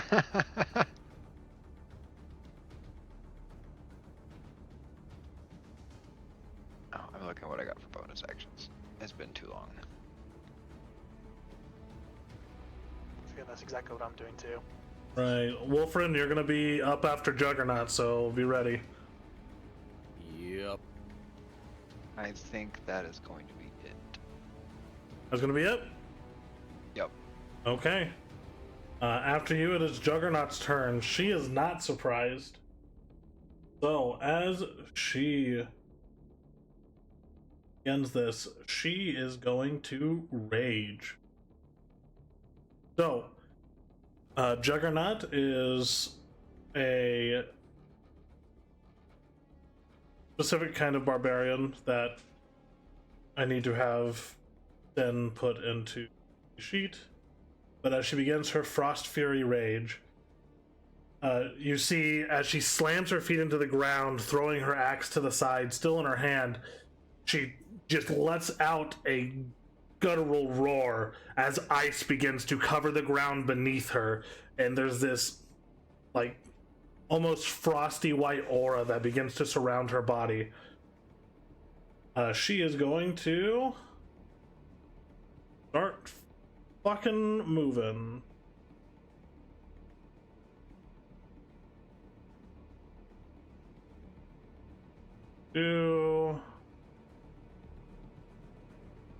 Let's see.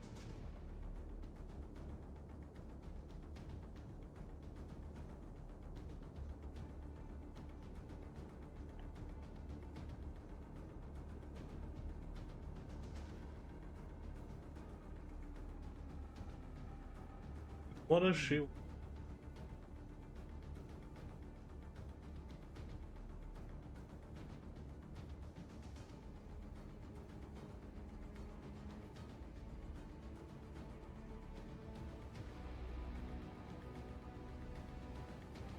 So she wanted to get up here. She'd have to climb 15 feet.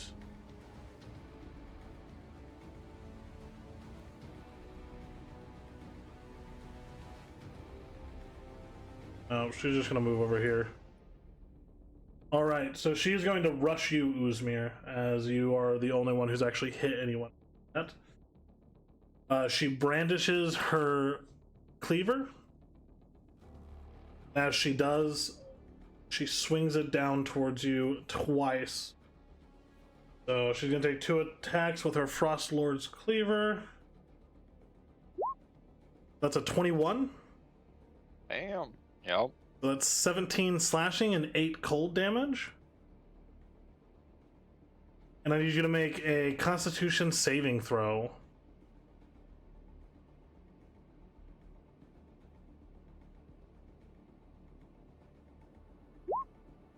(15).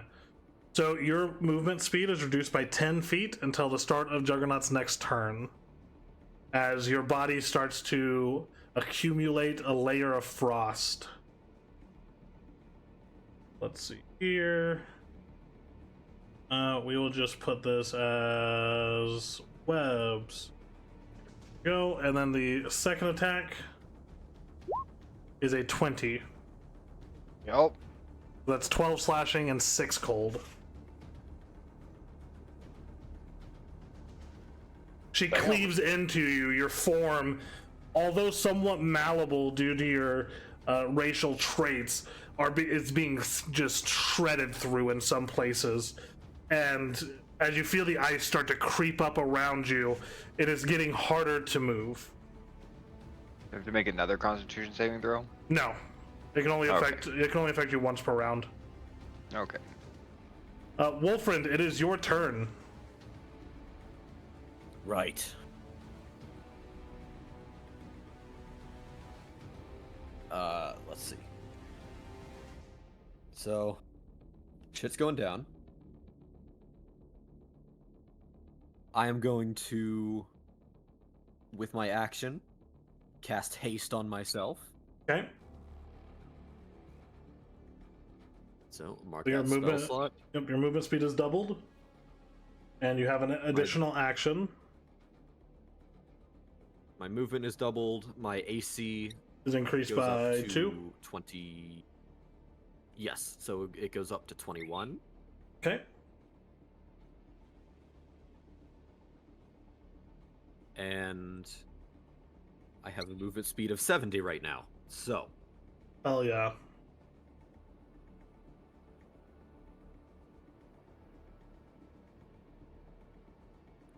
let's see. We will move. Am I able to just drop down fine? Like just jump off the roof? Pretty much. Or with my blinding speed, is there some way I can use like more of my movement to get down in a way where I don't risk fall damage? Yeah, I mean you can climb, like you can climb down. It just climbing down takes double movement speed. It's difficult terrain basically for climbing an object. So if it's a 15-foot drop, then it's going to take you 30 feet to climb down. Whereas if you jump down, then it's just whatever movement you use to the edge of the roof, and then a straight drop down that doesn't count against your movement. So you see the square I'm moving at? Yep. Can that be made within 70 feet of movement? If Without. I mean, you can get a running start and long jump that if you want. Right. But yes, you could feasibly get there by normally climbing down and running over there.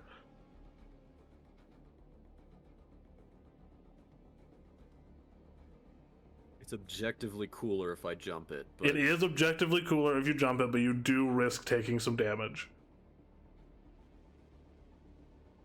It's not So- much. Exactly. I'm running and jumping and landing All right. and landing Superman landing. Let's go. right here. Okay, roll me an athletics check. I'm good at those. You can even 15. 15, easy. as you run, leap, jump, landing. Is this like a superhero landing, or what do you want to describe it? I will, sort of crouching low and working on all fours for a bit. I will get to the edge of the roof, leap off, forward, land, tuck and roll, and I'm now like, how do I describe what I'm thinking in my head? Like, sort of kneeling, Okay. just ready to go with my sword behind the juggernaut. Okay. As you land, roll, now kneeling on the ground, you do take 4 points of bludgeoning damage. Worth. And your weapon is at the ready. You can use your hasted action if you'd like to make your attacks.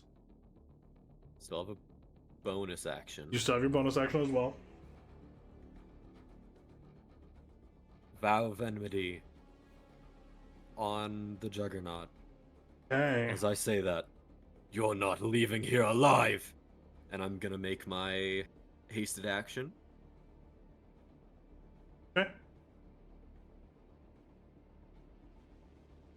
That's a 30 to hit. 30 does happen to hit.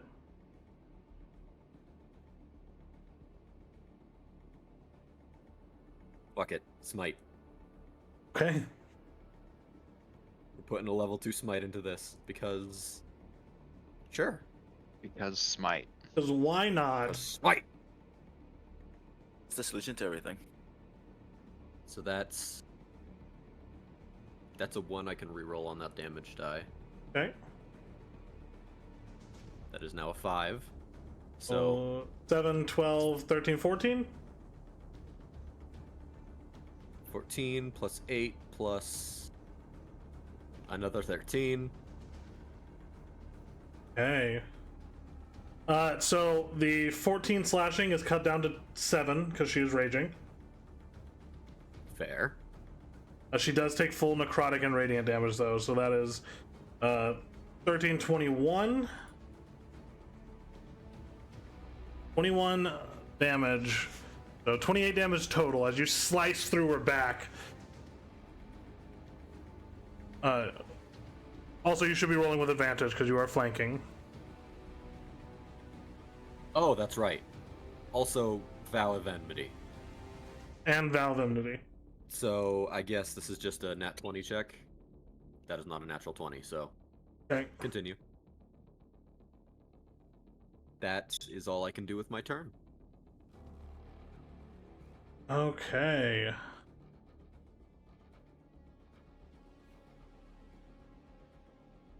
Here.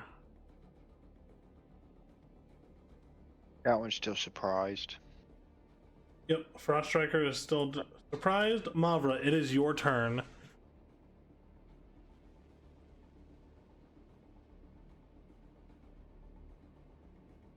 Mavra!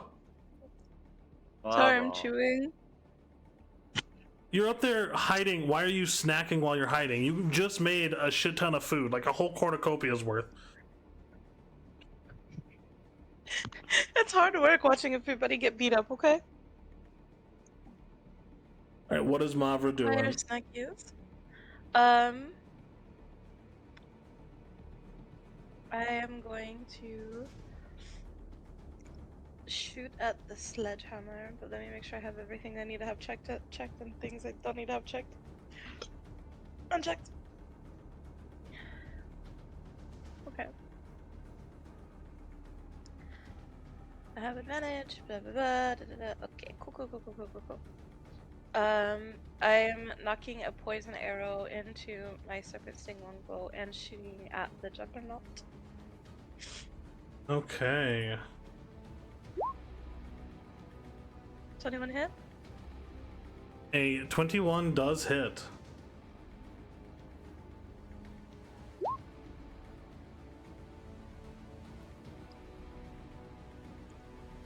So that is 4 sneak and then 12 piercing and 4 poison. She's only going to take 6 piercing and 2 poison, though, because she is currently resistant to both of them. That's 6, 7, 8. So 12 points of damage total. As the arrow strikes into her, you see it does not have as much of an effect as you were hoping it would have. She's kind of looking around, trying to ascertain where all of the enemies are currently located. It is going to be a long fight, and I would like to use my bonus action to take a defensive stance. Okay. Take your defensive stance. Victor, it is your turn. As we're starting with this, I have a quick question. Does what is that called? Etheric Infusion count as a bonus action? Etheric Infusion. Pull it up real quick. Because I don't think it states what it actually is. I can tell you for sure. Just a moment.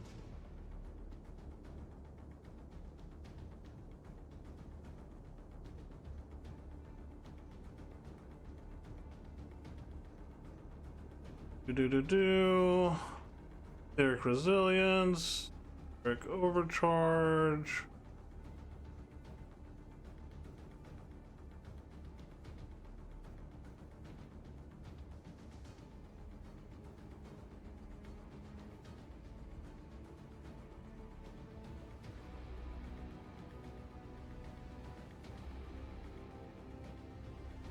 Oh.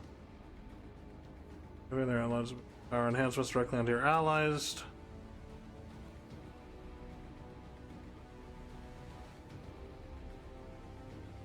It takes an action. Got it, okay. So, knowing this, I can actually do my turn now. First thing I'm going to do is I'm just going to kind of lightly shrug, seeing as how, like, my amazing acting skills were wasted.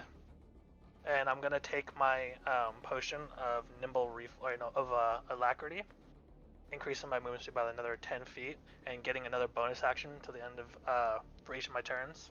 Okay. And then, with that in mind, that puts it to 50. I'm going to use... Where's my fucking thing at? 5, 10, 15...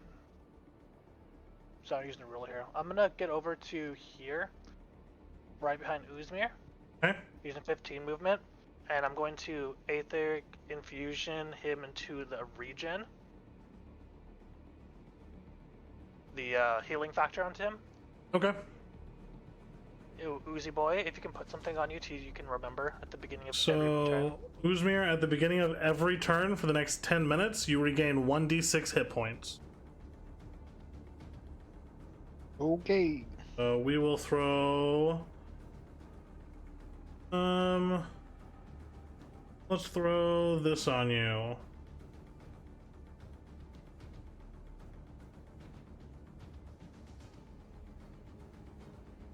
Okay.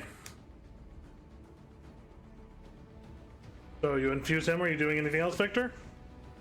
Yes. I'm trying to remember. Well, this guy does bonus actions. Am I able to dash with that, or is that only action? Dash is an action unless you're a rogue or a monk. Got it. So I have 35 movement. Where's the nearest ladder at? The nearest ladder would be over here. So right here? Yep. Got it. And how far is that? Yeah, that's exactly my remaining movement. So I run to the ladder. Okay. Then I'm a turn there. Alrighty, next up, the start of the next round. It is the Frost Reaver's turn. He is not happy. I'll tell you that much. He draws his greatsword. And he is going to... Let's do...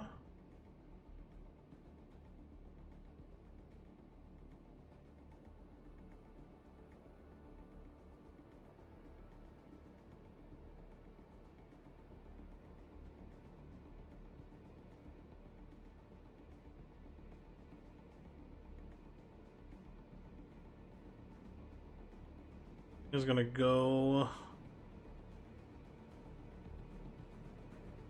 5.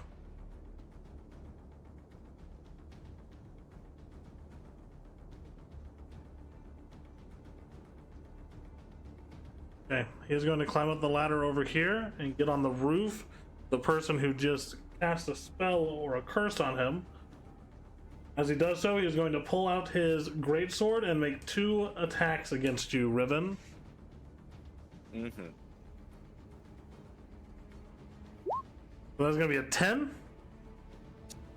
which I assume misses. And then a 23.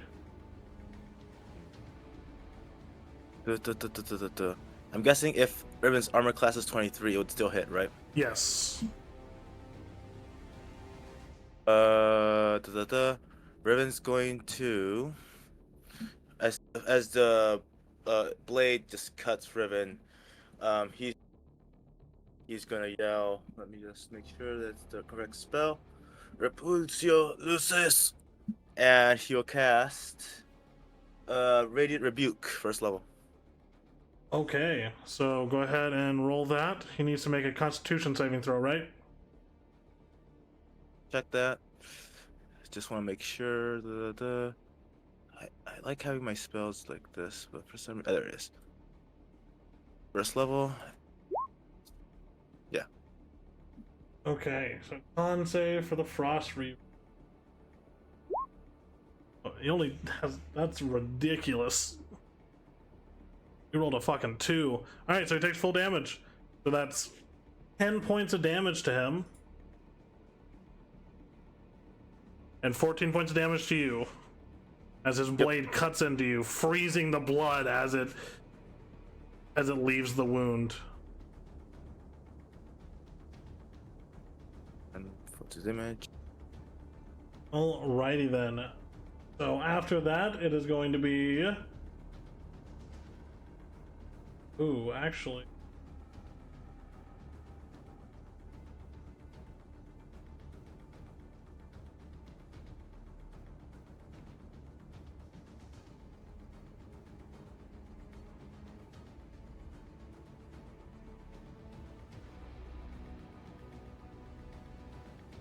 That is cold damage.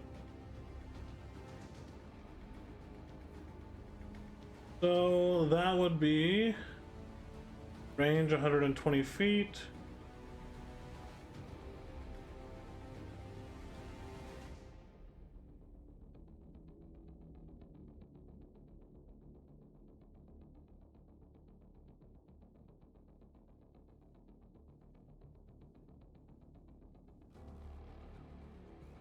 Okay, so it's a pretty big wall. Got it.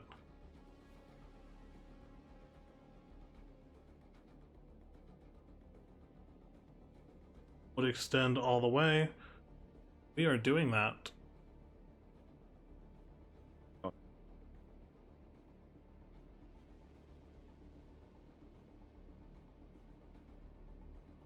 He is going to use his bonus action to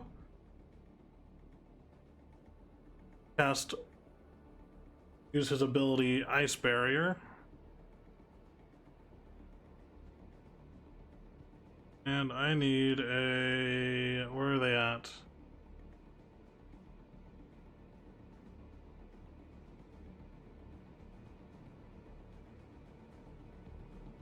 Where are our spell... area of effect templates? There we go. Blue. Wall.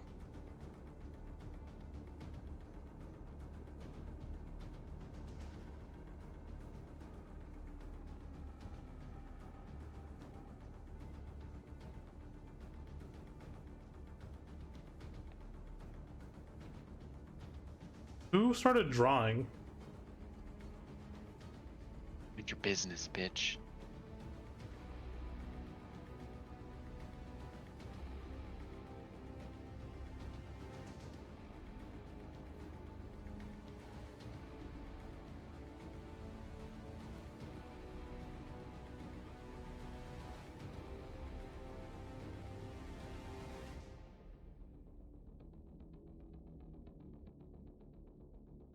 So ripping through the well and through some of the buildings as well, a 10-foot tall, 10-foot thick, and 80-foot long wall of ice erupts from the center.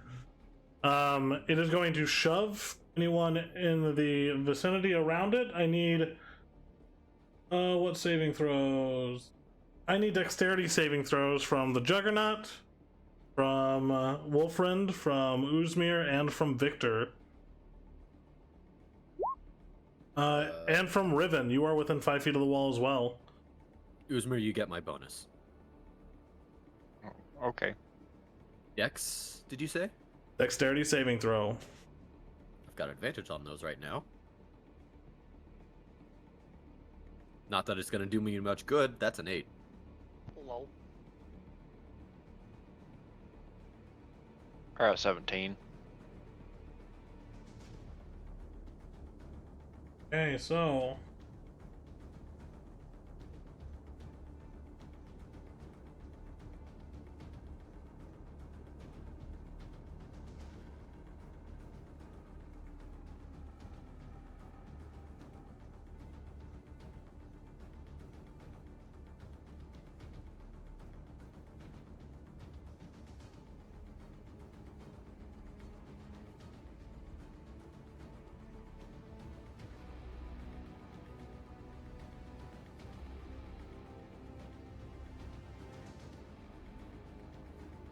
I'm probably gonna regret using this ability.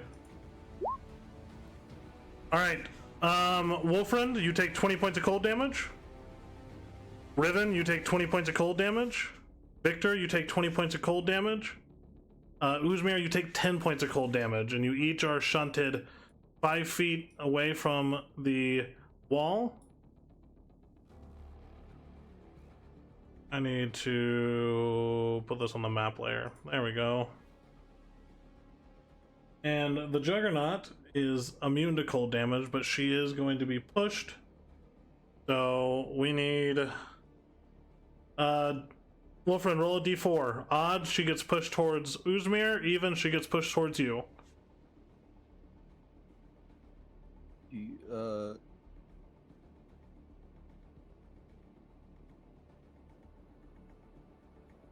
That's a 3. Push towards Uzmir. Alrighty then. How 10 feet tall tall. is the wall? 10 feet tall.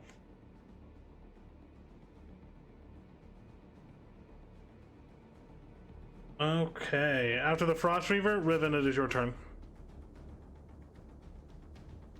Riven's like over here now since he was back 5 feet, right? Yep. Riven like kind of like skates a little bit, then holds his spear, and he's going to deliver like first a stab and then like a little like overhand like slash with the spear. So 2 attacks. Okay. Let me just make sure his Hexblade curse is on.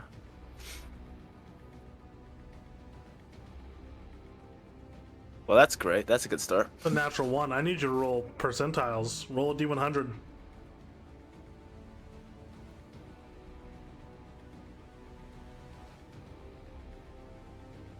This game is trying to kill Riven.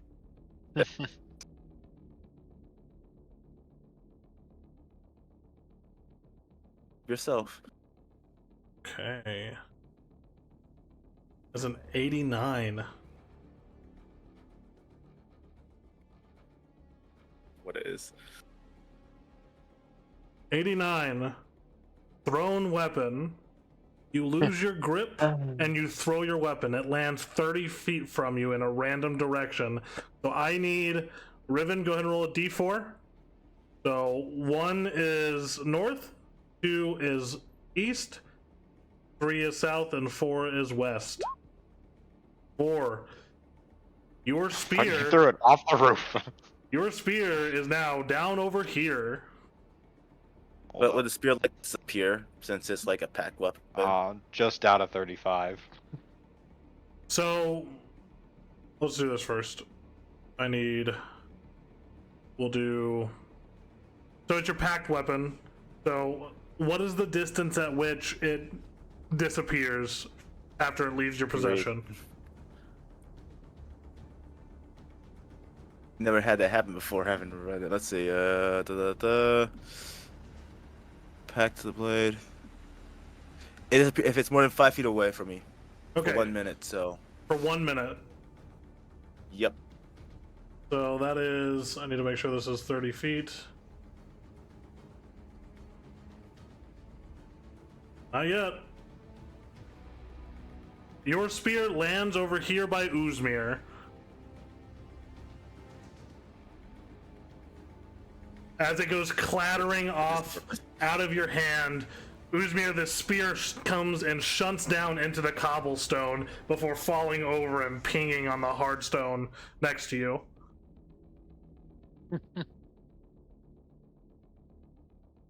I'm just face palming right now. Okay, what else can I do here that won't get Riven killed?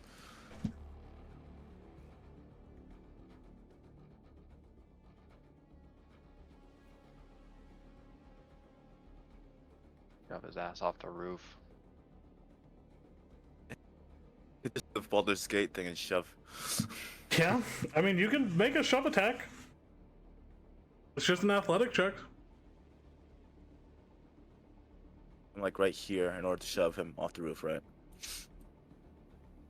I mean, depends on how strong you think you are. I mean, you could stand right here and try to shove him off diagonally. Yeah, let's do it. All right, make an athletics check versus his athletics check. Can he get pierced by the ice wall? I mean, he'll probably get hit by it when he rolls down the ground. An 11. Come on, roll on that one, please. And his athletics is a 27. Nope. You move and you go to shove him, and as you do, you meet a brick wall. Like, your arms hurt from ramming into his armor, and he does not budge, not a single inch. Well, and you hear a slight chuckle from underneath his helmet. Hey, distracted. Plan worked. You doing anything else, Riven? Riven cannot do anything else. He's... Okay. Uzmir, it is your turn. What? Is it an action or a bonus action to pick up fucking Dick Nut's weapon? It would be a bonus action to pick it up. To throw it to him, it would be an action. And don't It's a heal. free action to roll 1d6. Yeah, I know. I still wanted to ask the question. Oh, definitely roll 1d6 though to heal. Yeah, I know. Yep. Hey, look. 6 points of health. Alright. Well. God damn it, Riven. Riven's fault this time. This time it was the rules. Yeah. God damn it, Riven.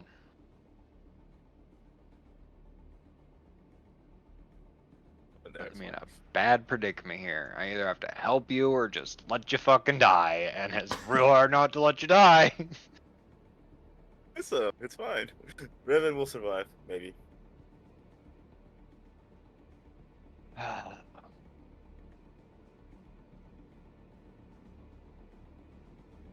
This mirror's badly damaged as well, so. Oh, I seen this.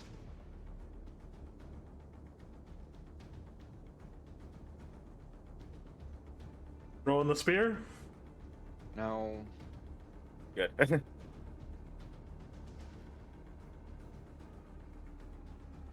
I could use a bonus action as my action. What do you mean? God damn it. Like, instead of an action, I could just take a separate quote-unquote bonus action. Sure, I'll allow it. Well, right, isn't that like an actual thing? Like, instead of No, it's taking an not. action, I could take a bonus action and then use a bonus action? Nope. This is not rules as written, but I will allow it. Oh.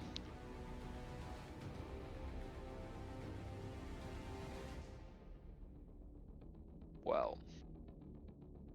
that makes it even harder to help you, Riven.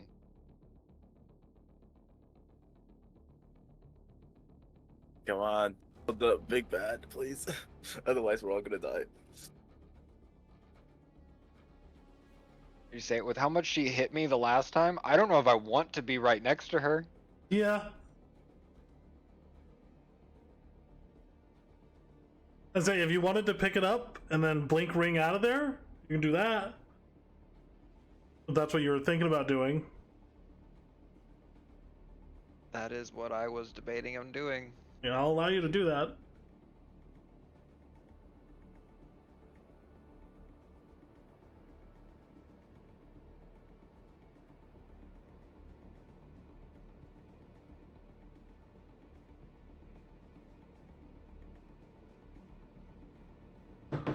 And so far, what you guys have garnered from the current attacks that have been made against her, she's obviously a barbarian, so she's taking half damage from like your normal weapon attacks, and then she's taken half damage from poison, and she's taken no damage from cold, but she took full damage from necrotic and radiant.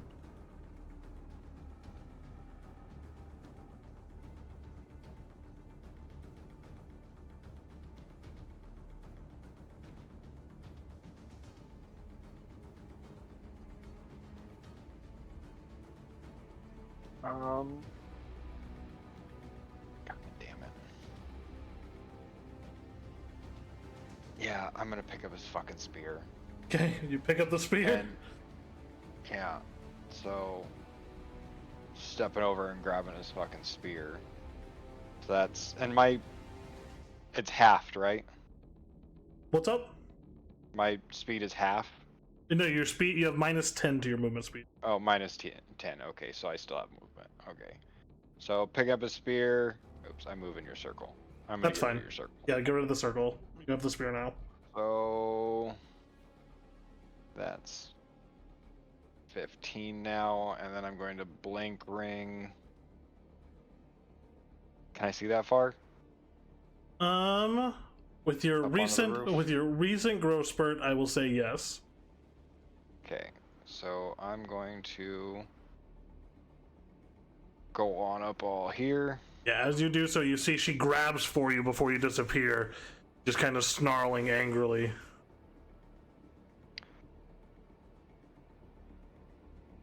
That's all I fucking got. Yep. God damn you, Riven. Okay. At the end of your turn, now it is the Juggernaut's turn. She turns to look at you and nods towards the armored figure. And she is going to charge. My webs are gone now. Yes, your webs are gone now, so you can go in there and take those off. Yeah, I can't find the webbies. I could see. Oh, there it is. I see Sure. now. Victor, this massive hulking figure runs up behind you, and they're going to make 2 weapon attacks at you. God damn it. The first one is a 15.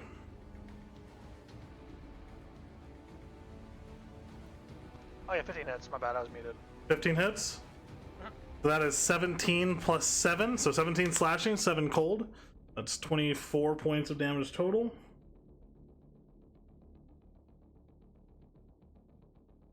The next attack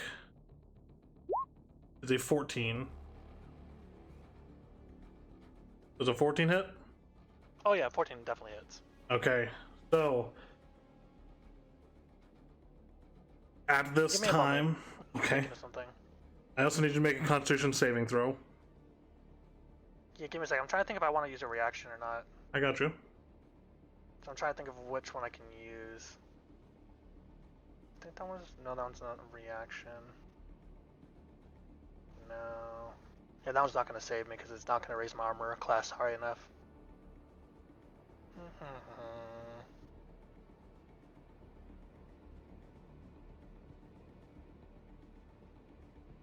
Yeah, no, I don't have anything for this. Okay, you're saying? Sorry. Okay, so that second attack is 15 points of damage. Alright, continue.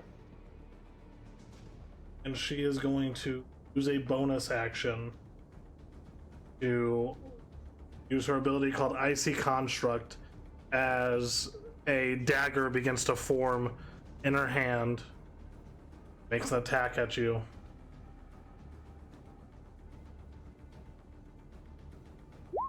Is it 21? I'd be surprised if a 21 didn't. Okay, so that would be 10 points of piercing damage. At this time,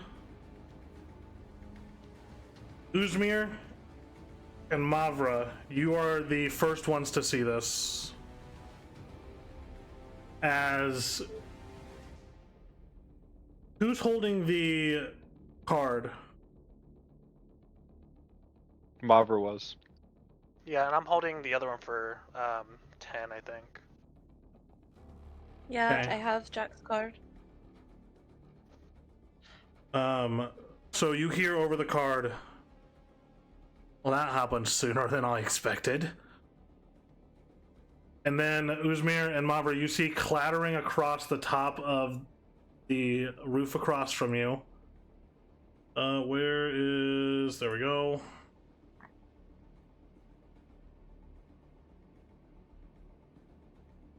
A figure in full Harlequin garb.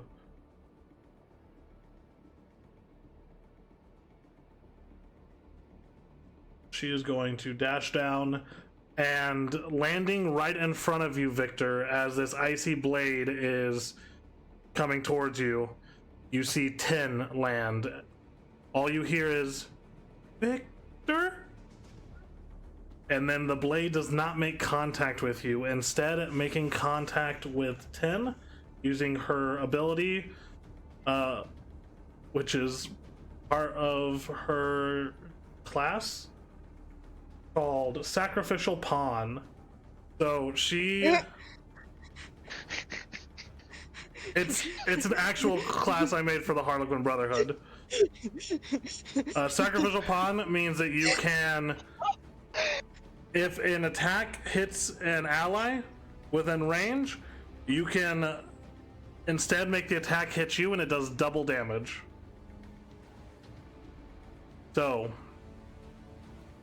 at this point, you see Tin's form, and then you see clattering to the ground a Harlequin mask that is now broken. So, let us pick...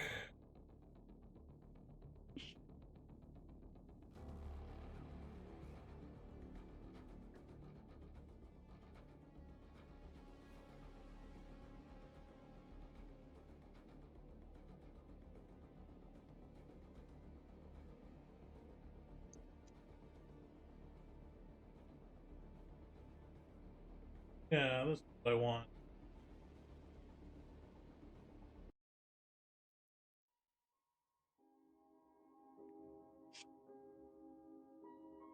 As 10 falls to the ground, blood just pouring out of her, Victor, you do not take that 10 points of damage, first of all. Sick. As all you hear coming from 10 is, "Are you okay?" So... No, continue, sorry. I'll talk about it after. Yeah. In the dim light of this alleyway, Ken is lying on the ground, will back up against the wall, Juggernaut looming over both of you currently. Her mask is broken and shattered and fallen to the ground as she just lunged forward to take that hit for you. And what lies beneath her mask, her face marked by whatever sort of torture she's been through. Her face, once perhaps a show of youthful innocence, is now a tapestry of scars and burns so severe that her features are nearly beyond human recognition. Her skin, marred by the ravages of fire, twists and warps the contours of her face into a landscape of pain. Where her eyes should be, there are only hollowed out remnants, scarred and sealed by dark, thick keloids that kind of glisten past with the flickering light in this alley.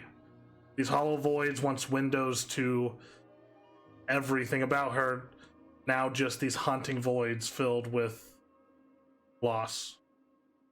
Yet, from the depths of her disfigurement, you see small trails of tears emerge, making their way through the rough terrain of her cheeks. The inexplicably present are a testament to everything that this girl is besides what she has become. This crystal clarity contradicting the harshness of her ruined form.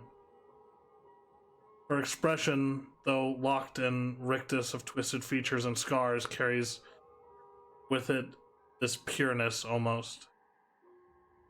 This silent scream of defiance against this person who just almost killed you. Says, Victor, okay? Am I able to do anything at this point, or would I have to wait till my turn? You can respond.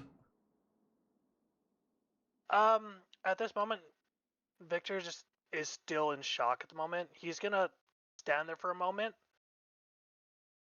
and just nod as he contemplates what to do, since I'm not able to do anything else.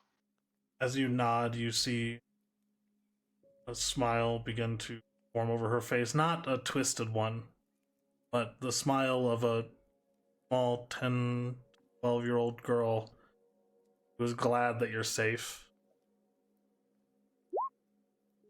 Beacon of pure, selfless devotion to you.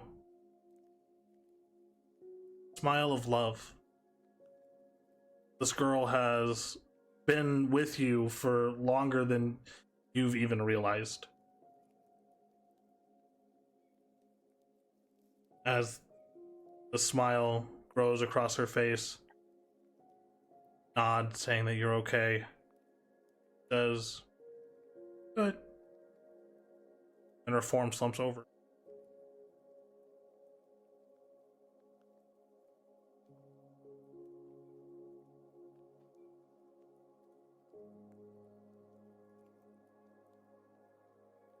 I'll wait to continue the rest of this on my turn. Yep.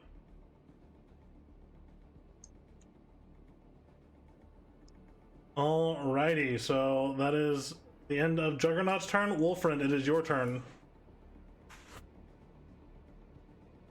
Oh, hells. Am I able to clear this wall with a Misty Step? Yeah, it's only 10 feet tall. Okay, yeah. So, I mean, like, here's what you have to think about. You can't see through the wall. You could get to the top of it. You can try to Misty Step directly on the other side of it if you want, but there's risk in teleporting to places that you can't see. I can see a point that is both above and past the wall, can't I? Yeah, you can see, like, the roof line over here. Or, like, even just, like a place in space, like, over... That's the wrong tool. Like, if you just wanted to teleport up in the air?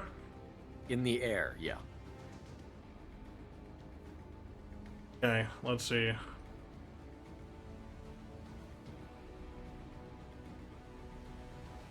Yep, doesn't specify. Yeah, you can just teleport right up into the air if you want. You will be falling.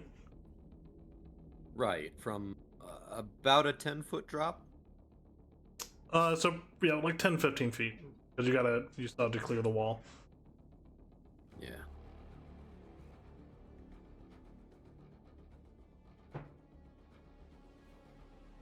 That's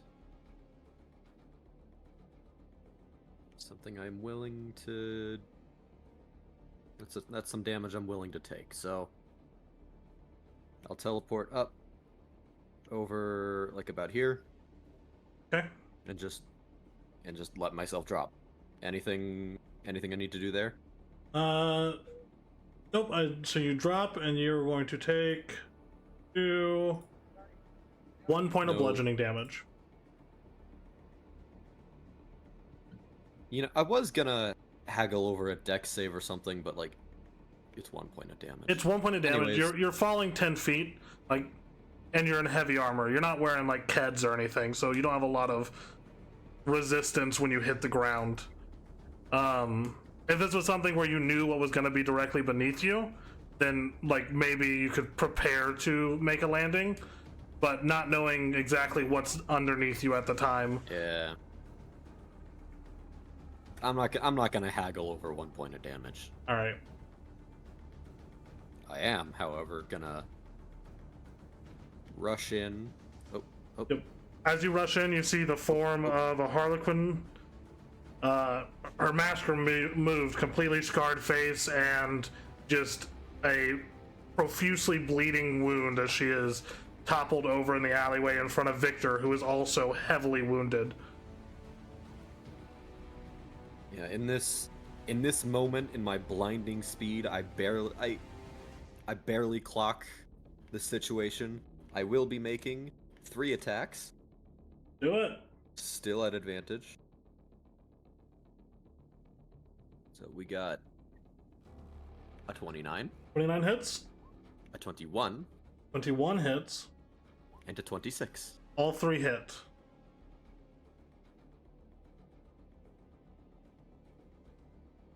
God damn, Let's- Wolfrin's the fucking juggernaut. Jesus Christ. I want to put a level 1 smite into all of these. Okay. So, also with her Frost Fury Rage, you will take 5 points of damage for each strike against her. So that's 15. 15 points of cold damage. This is Shrugs acceptable. and he has the warmth of hate in his heart. As frost War, starts to cling to your darkness. armor. So go ahead and roll damage for all these with your smites. I'll take that. Oh yeah. All right, so she will take only 6 slashing damage, so that's 22 Right. points of damage total. And then... Ooh.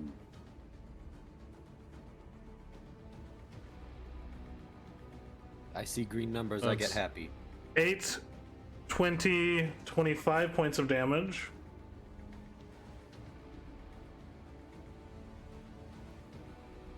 Go for the next one. All right. God damn, Wolfrind. Bear in mind, this is 3 level 1 spell slots. On 26 points of damage.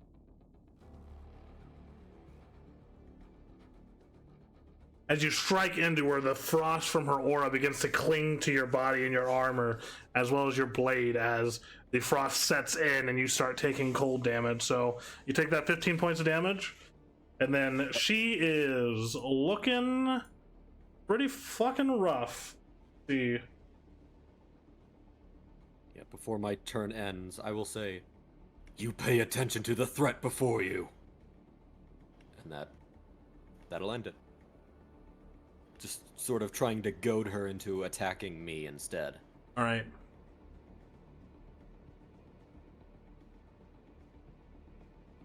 Roll a persuasion, intimidation, or performance check. Or, You just close out. the page ran out of memory or something. Cannot compute.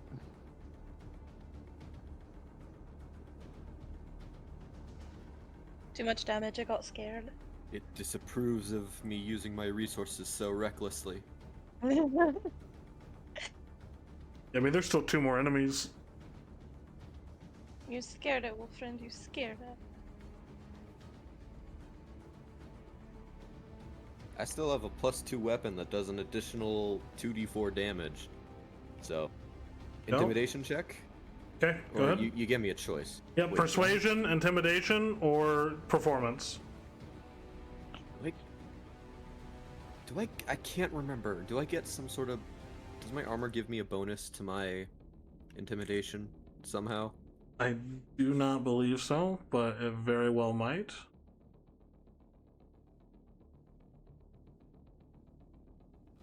BRB, phone call. Okay.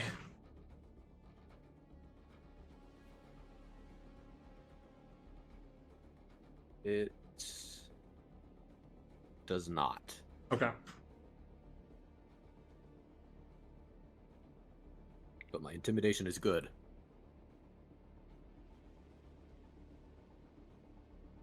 I think I rolled that at advantage on accident. And my roll 20 did the thing again. Oh, what's up with your roll 20?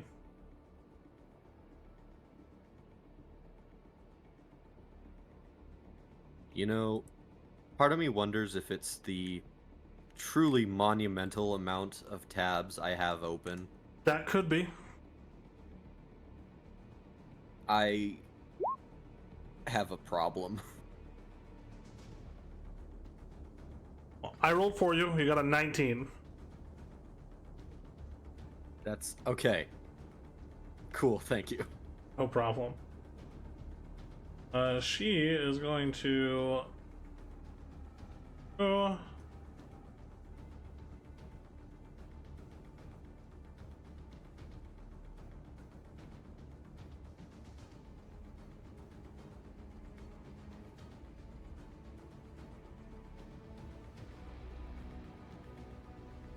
This here. Okay. I got it. Is that all you're doing, Wolfred? Yep, that was bonus action, movement. That's all I got. Alright, now for the Frost Strikers. First turn in this combat.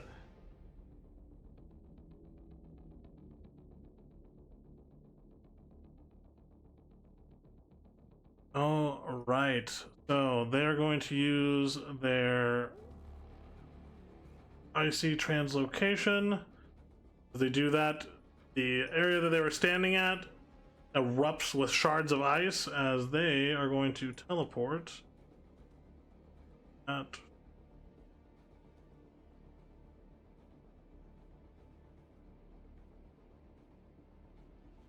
yeah, they'll go right there. Oh, is Marvel on the phone? Yes. God damn it. Put him right there. She I'll said put him. yikes. Oh, so she's still aware of what's going on, but I won't feel as bad No, about she attacking can't her. hear us. She can't hear us. She dropped out of the chat. The call. Okay. I gotcha. Alrighty then. They are going to make 2 weapon attacks against you, Riven. Actually, when they land, they're going to enter a flanking state to get advantage. So, with their Frozen Blade, they will take 2 attacks. So, that'll be...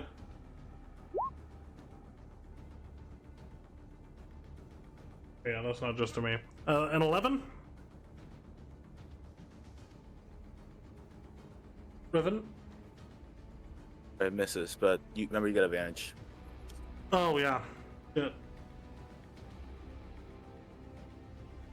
We'll roll a normal one again, just see. 20 on the first one. It's So 7 piercing, 5 cold. And then an additional 6 for sneak attack. So an additional 14 sneak attack damage. Then their second attack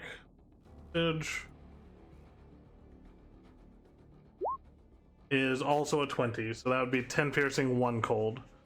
I need you to make a Constitution Riven. saving throw. no need. Riven's down. Okay. Riven's down. Yep. Uh, I was hoping Malra was still in the call because I knew that was coming. So Riven goes down. Let's see here.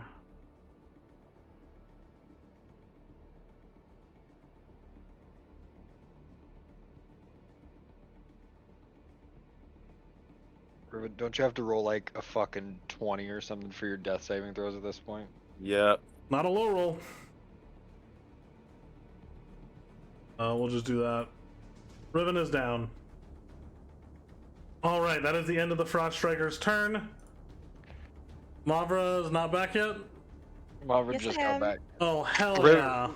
Riven's Oh, dead. hell yeah, dude. No fucking way. Since you was Because gone, he he's chose down. not to attack you. He chose to attack Riven and killed fucking Riven. Bruh, you could have just rolled the attack and put it in chat. My god, god damn it, son of a bitch. Mavra, it is your turn. You have potions, Stop right? killing my family.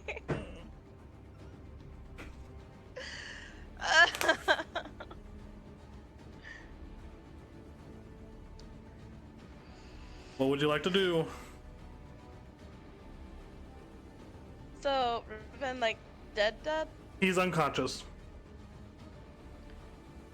Son of a bitch. He is at death saving throw store, which he has to roll a 20 for. I don't think it's exactly a 20 yet, is it, Riven? I think it's a... Either... I think I remember it being like a 15. I think it's either 16 or 18. Because they go up in No, it's even more, yeah. increments. Yeah, Riven died twice, so well. Riven's I thought died. it So Riven's died twice. Times. Okay. Yeah, he's died twice. He died once with the goblin camp with us, and then once on So- his own. That would make it 14?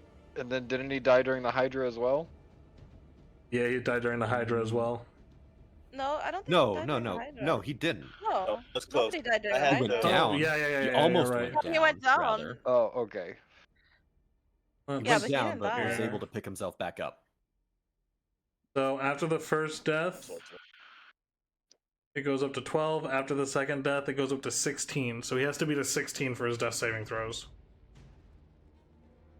Wait, is it exponential? It is exponential. Yes. Ugh. that's why I didn't want to die. So next time it goes up to a 20. And then after that, if he makes the 20, it goes up to a 25. That's the last increment. After that, you have to roll consistently against a 25. Okay, can I make my thingy now? Yep. Okay, I'm gonna go up here. And I'm going to feed Riven the Supreme Potion of Healing as my action. Okay.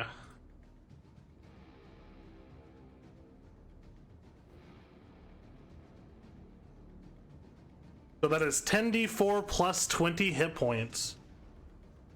So Mavra, go ahead and roll 10d4 plus 20.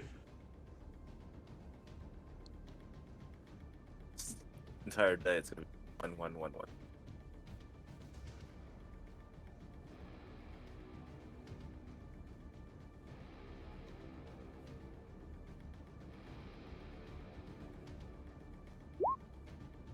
You get 50 hit points back. So, Riven, you are awake. Your eyes open up. You're laying down on the ground with a little bit of liquid coming out of your mouth as you see Mavra standing over you. Oh, and he doesn't even notice the enemies around him. Oh, it takes you a minute. Not again. If you go unconscious, does your Hexblade's curse end? Yes. Okay. Keep reminding me. Mavra, you doing anything as a bonus action? I'm going to use more movement to go here. Okay. And as my bonus action, I would like to rage. Okay. And as I rage, there's lightning coursing throughout my body, and it's on my drawn blade. And I say to the dagger person, "Don't you ever fucking touch him again." They respond in some language you don't understand. You've heard it before spoken by Shiro, but you don't personally understand it.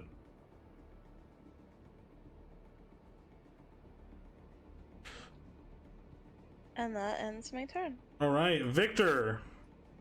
Big V. To start my turn though, like I have questions. Is 10 dead at this point or dying? Currently dying.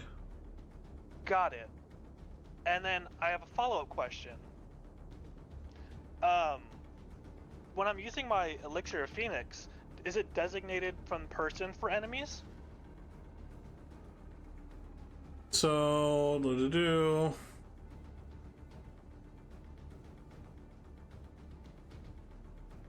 Because it doesn't specify everyone, it's just all nearby enemies.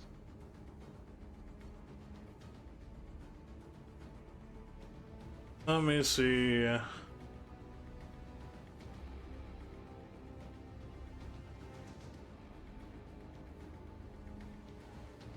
Gotta pull it up.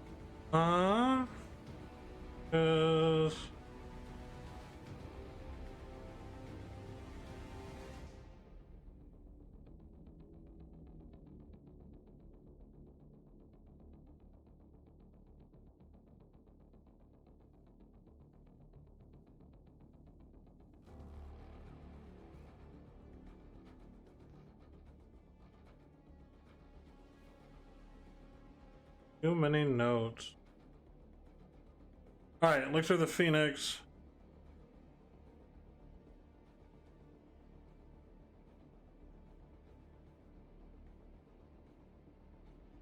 Yeah, so a burst of flames that deals damage to all nearby enemies.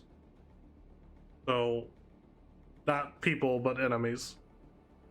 Got it. Alright, so it would... Interesting. First thing I'm gonna do is I'm gonna pull out my Elixir of Phoenix. Okay. And is she currently focused, or is Juggernaut currently focused on Wolfriend? She's trying to pay attention to all of you that are around here right now, surveying her surroundings. As I'm taking it out. Menacing, though. Oh yeah, of course. As I take it out, all I'm gonna say, or I'm gonna start like saying this as I'm taking it out to go feed it to Tem. I understand you have a whole ice chick, but I want you to know one thing. 10 dies. I promise you, it's gonna be a fiery death for all of us here. Obviously, trying to lie to her about all of us. And I give 10 the Elixir of the Phoenix. Okay, so the Elixir of the Phoenix caused it to be... They have to reduce to 0. You said she was dying, not dead. Right, she's at 0 hit points. Oh, never mind then. She's just doing death Can I saving first feed her? throws. Oh, okay, cool. You can force Okay, feed never her the potion, but it won't have any effect because she's already hit 0 hit points. Oh, okay, never mind then. I thought it was different. My bad. No, then never mind. What I'm gonna do, I'll heal her first. Okay. What do I use? So I'm trying to decide what I want to use.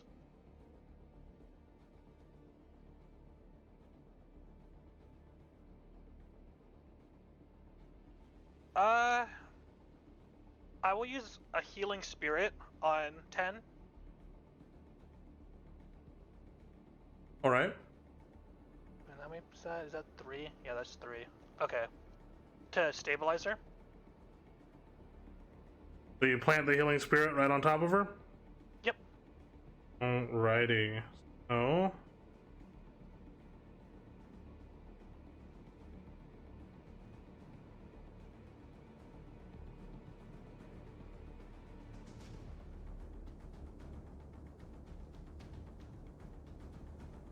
So how many hit points will that heal?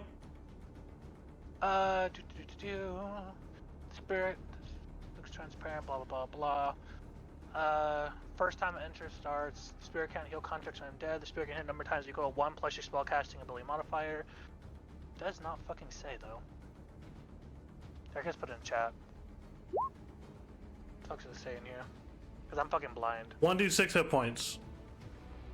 Okay, cool. 1d6. Okay, so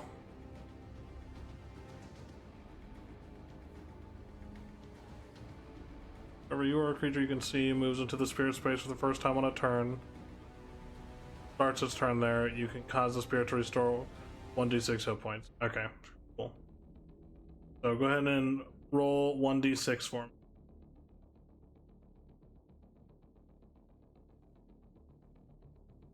Oh, I didn't do that right. It's like /R or is it R/? /R space 1d6. That's what it was. 6 hit point. Yeah, I did the other one.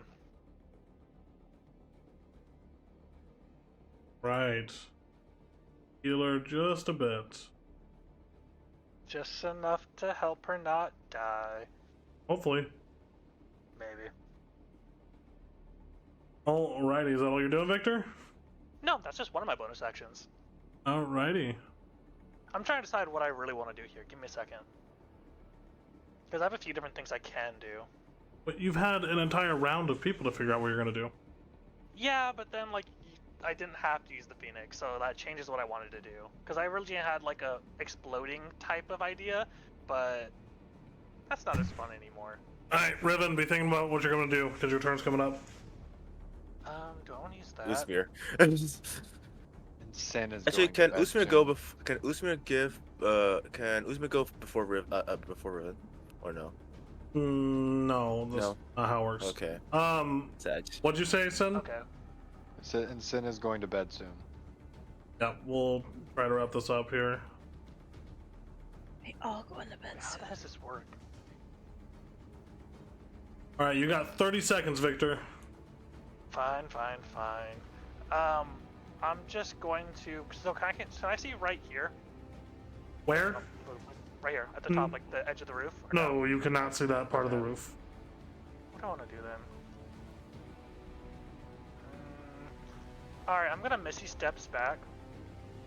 Okay. That's 30, 5, 10, 15, 20, 25, 30. So I'm gonna go as far as I can, so I'll be back here. For another 3. Okay. And then I'm gonna take an action. And I'm going to phase shift bolt shoot the Juggernaut. Okay, go ahead and make your attack roll. And then it's just this one, right? Oh wait, that's the wrong one. Is it? Which one do I click? What's the name? There it is. Alright, so that is 21, that hits. And then I just roll here. 7 force, 9 piercing. So they will only take half of that damage. They will take 2, 3, and 4 for 7 points of damage. Yeah. Oh, Yeah, that's 9, end my turn. It'd be 8 9, points of damage. 8 points of damage. Okay. So, at the end of your turn, now it is the Frost Reaver's turn. He is going to... he's going to make 2 attacks. One against Riven, one against Uzmir. I'm coming. So, the first one is against Uzmir. That is a 20. Yup.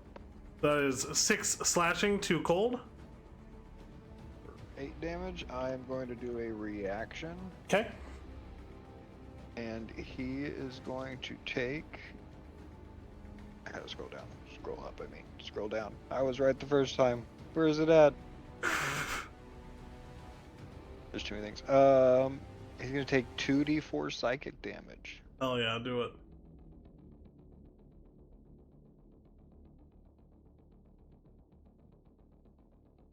Oop, I did that wrong. 8 points of damage. Okay. You see him racked with pain for a moment before swinging his blade down at the prone Riven. So he has advantage on this attack because Riven is prone. He's also flanking with the other guy, so either way it would have been advantage. So Riven, that is a 13. Misses. Oof. Yeah, so he slams it down. You manage to roll out just in time as the blade shatters the roofing tiles. He pulls out his blade, readying for his next attack. That is all he has for now. Yep. Okay. Cool.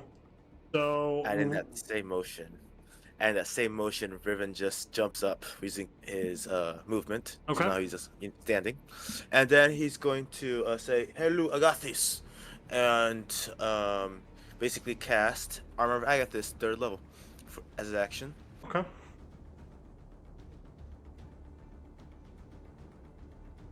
Fast.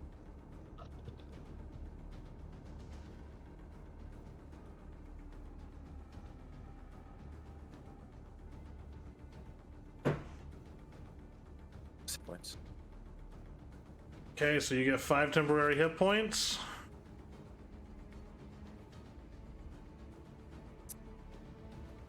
Or it's 5 for each.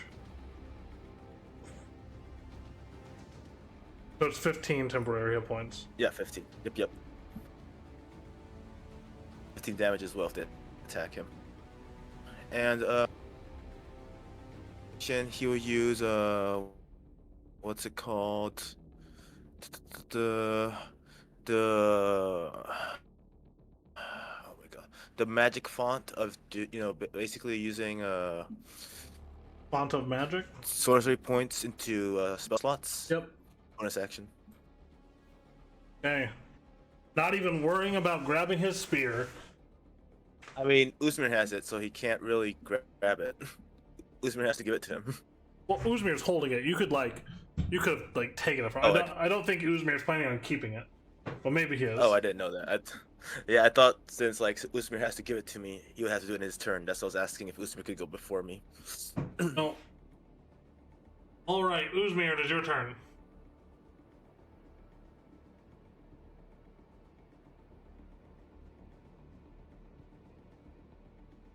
I think you might be muted. Do I have to use a bonus action to drop his spear? No, you can drop his spear as a free action. Alright, sweet. I'm gonna drop his spear at the space between us. Okay. Never gonna get used. I need my bonus action. I ain't handing it to you, sorry. No, that's fine. Understandable. Alright, I'm using 7 magic points. Okay. And I need Mr. Armored Boy here to make I believe it's dexterity. A dexterity saving throw. It is a 16. Ooh, he barely beats it. But he takes half damage. So that is 9d8. Damn. Or 9d8 fire damage. Hey. Holy shit. Half that on a save. So unless he's immune or not, unless he's vulnerable to fire, which I figured he's ice, so makes sense. Not vulnerable to fire. Well, that's stupid.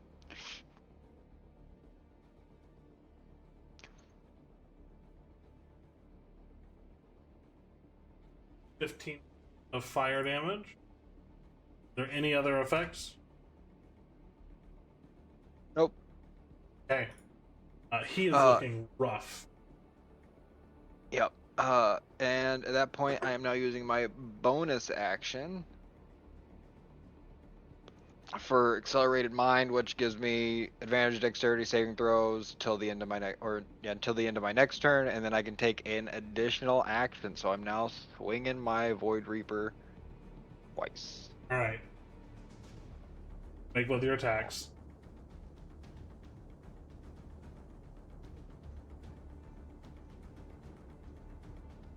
That's stupid. I'm guessing a 12 don't fucking hit. I don't got advantage from here. 12 does not hit. Oops, I clicked the wrong one. 16? Not hit either. This guy's in That full is plate armor. Stupid. You go to strike at him twice as the flames kind of wreath around him for a moment, and he manages to knock both of your attacks out of the way. You doing any That's all I movement got. or anything? Nope. All right. The Juggernaut. He is going to.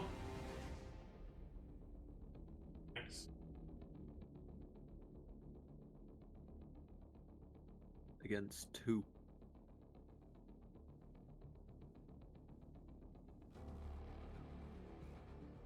She's going to do a different thing.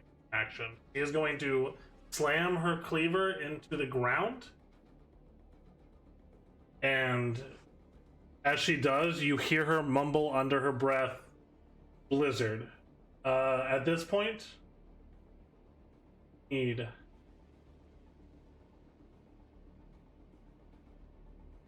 out.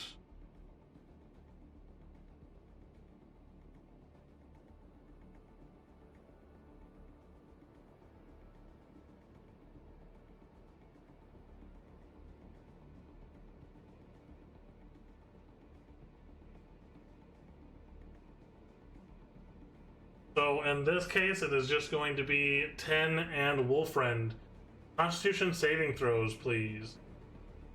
10 is an ally in this instance, yes? 10 is an ally in this instance. She gets my bonus. Yeah. Your bonus is what, a d4? No, it's just a flat +3. +3, okay, cool. Constitution save? Constitution save. So, 10 normal. Ooh. 17.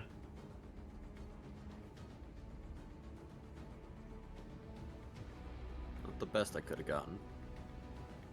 10 has a 13 plus 3. That is a 16. Must be enough. So, Wolfriend, you just barely make the save. Fuck. And 10 fails the save. So.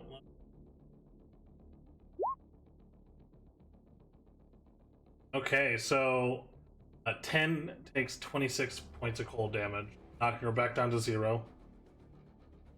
And let's see. 2 creatures that fail their save by 5 or more are frozen solid, so neither of you failed by 5 or more. You pass, so instead of 26, you take 13 points of cold damage. And ouch.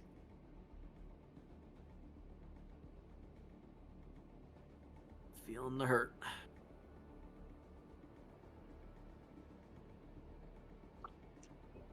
as her bonus action, she's going to do an icy construct or a dagger and make an attack roll against you, Wolfriend. Why is this not going to everybody? Icy construct. That is. Why is it still 2 GM? Because it doesn't like us. My buttons aren't working. Oh. Oh goddamn.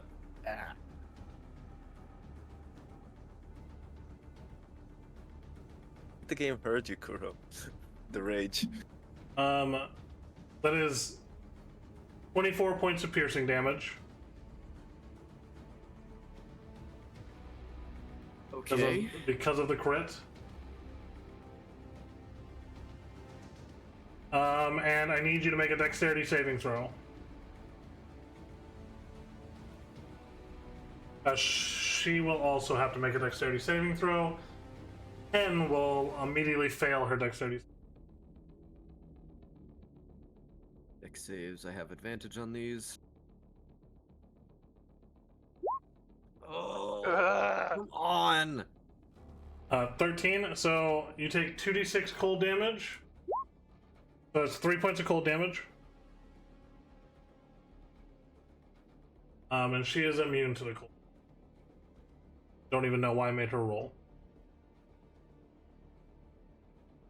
Okay, that is the end of Juggernaut's turn. Wolfriend, it is your turn, and both you and Juggernaut are looking pretty fucking shitty right now.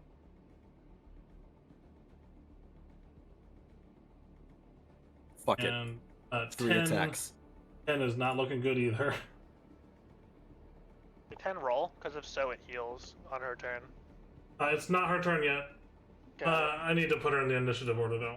I forgot to roll for her. Enough to fix. 12.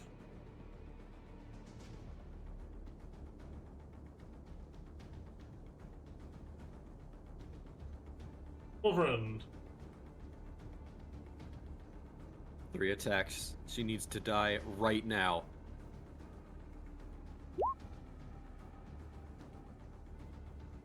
$27 These hits. Hold on. These are This should be an advantage. these are supposed to, yeah, these are supposed to be advantage. Click the second one advantage was- toggle at the top of your. I did. I just rolled another for the first. I got you. To Yep. check if 27 it was does hit. 21. 21 hits. 28. 28. All 3 will hit.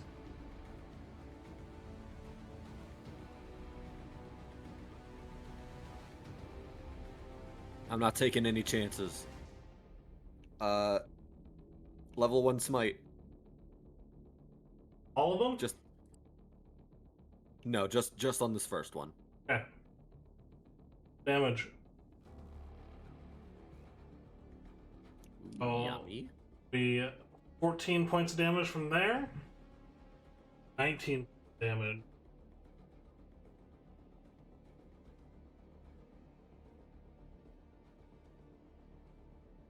$14 points of damage. I can reroll both of those actually. So I will.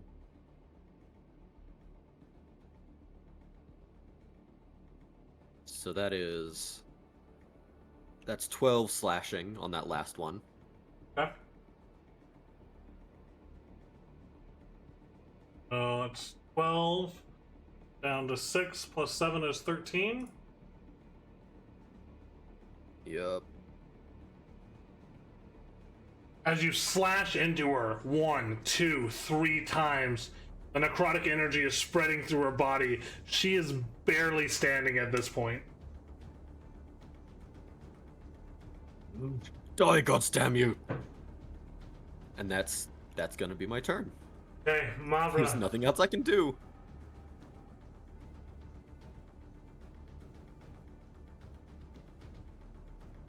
What you doing?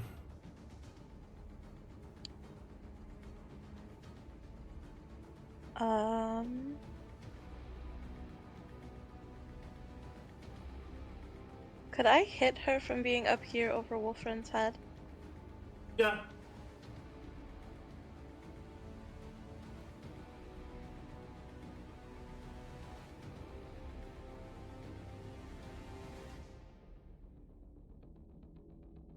And she looks like she's about to die?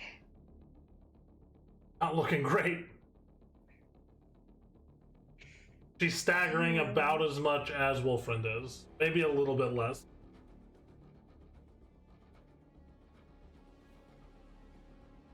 Shit. I should have put in the level 3 smite. No, I shouldn't have. I want that slot for other things. Which might become relevant soon. Switch your stuff to whisper to the DM and roll the damage for the level 3 smite. And then at the end, I'll tell you if it would have been worth it.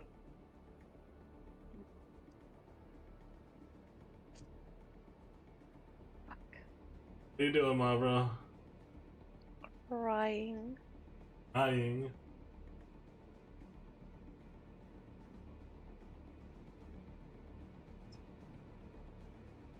Am I the only one on this fucking rooftop with a ranged attack? No. No, Riven has. All 3 of you have range attacks. I even have a bow. He just never uses it. Aw, titties. Hell yeah. So I'm gonna take Whisper and stop this guy in front of me. Alright.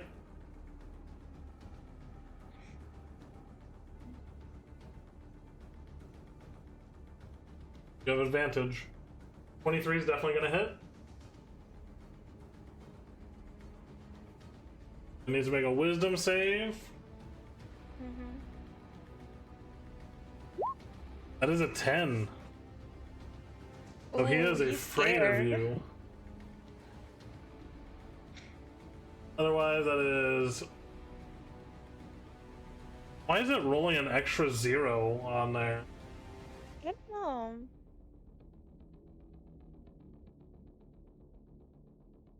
It probably has the extra box checked with nothing in it.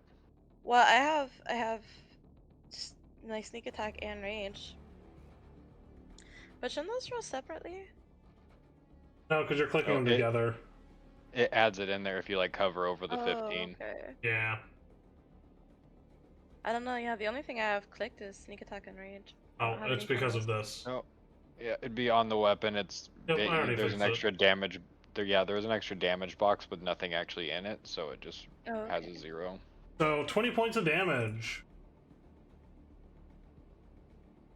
And he is afraid of you. Let me see if I have any bonus actions I can take real quick.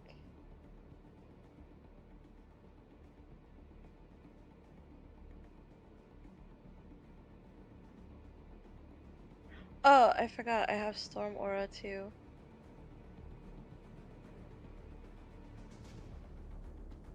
So I need to roll that damage as well.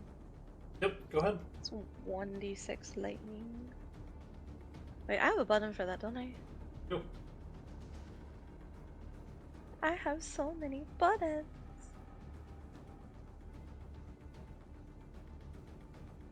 He should have taken this damage last turn too. Oh well.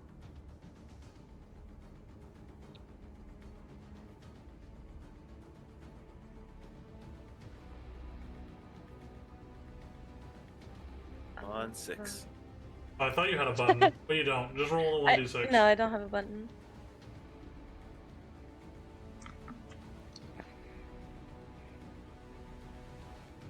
Five points of lightning damage. Hey, you doing anything else?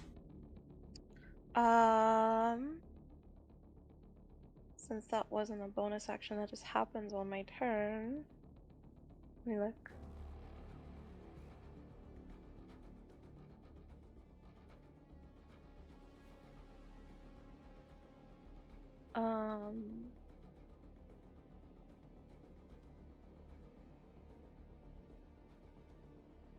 No, I'll take defensive stance. Okay.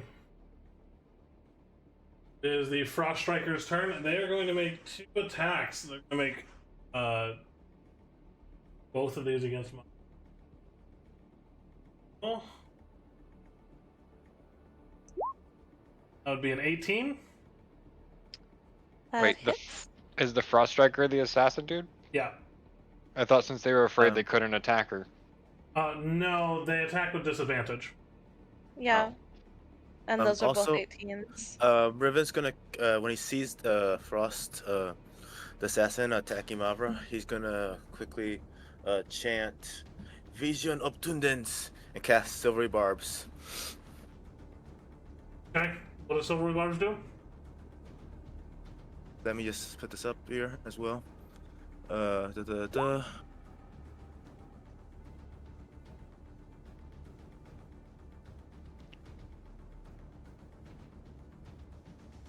Okay, so we gotta re-roll the d20.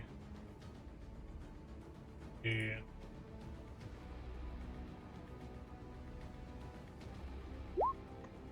Alright, the lower roll's still 18. God damn. So that is gonna be Got it. 11 That's piercing and 3 cold, and I need you to make a Constitution saving throw.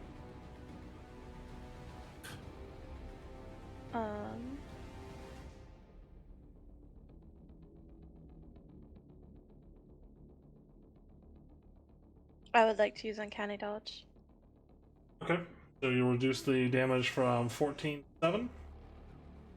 Okay, and Constitution save. Yep.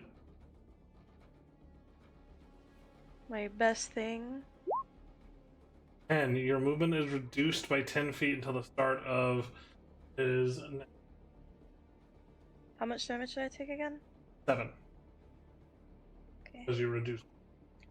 Alright, next attack. To be, who are you given the Uzmir. Uzmir? Yeah, Alright, so Uzmir Uzmir, gets you have advantage. advantage on your next attack roll. And with disadvantage, that's a 25 and a 15, so does 15 hit, Mavra? No. Right.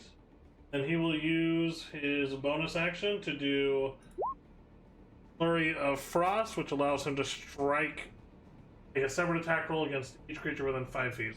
One more against Mavra. That's 23. That hits. So that is 17 points of damage total. And then against Riven, will have advantage because they're flanking. So that is 26, Riven. Yep, it hits. So it's 8 points of piercing and 3 points of cold. And he takes 15 points of damage. What kind of damage? Cold.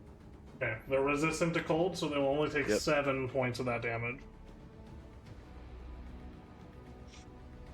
And your temporary hit points gets reduced to 4. Yep, it's still there. Still active. Thank God. Okay, so Victor, it is your turn. I'm gonna immediately use a bonus action to activate Etheric Overcharge on my weapon, Okay. and I'm gonna like kind of just go, gods, please. I've only tested this a few times inside of the classroom. Please work. And then I'm also going to use a phase shift bolt attack and shoot the Juggernaut. Okay, go ahead. Does a 21 hit? 21 does hit. Dope.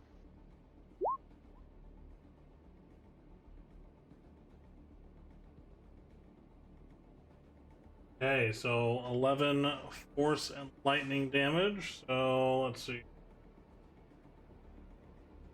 So they'll take half of the 8 because of phase shift bolt.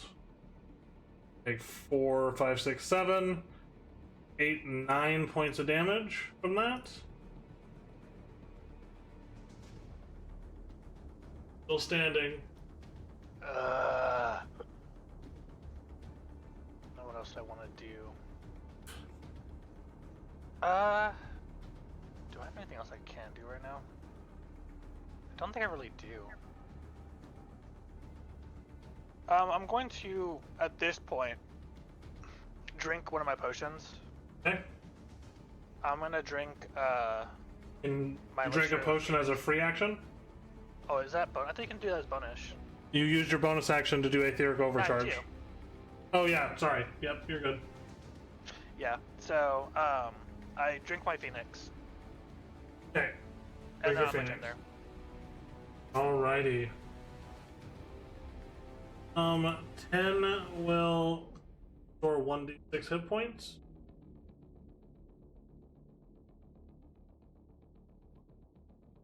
And so up again. Really. The Frost Reaver is going to make 2 attacks. One against Riven, one against Uzmir. So we'll do the one against Uzmir first, so that's just a normal 8-sword attack. That's an 11, so that does not hit.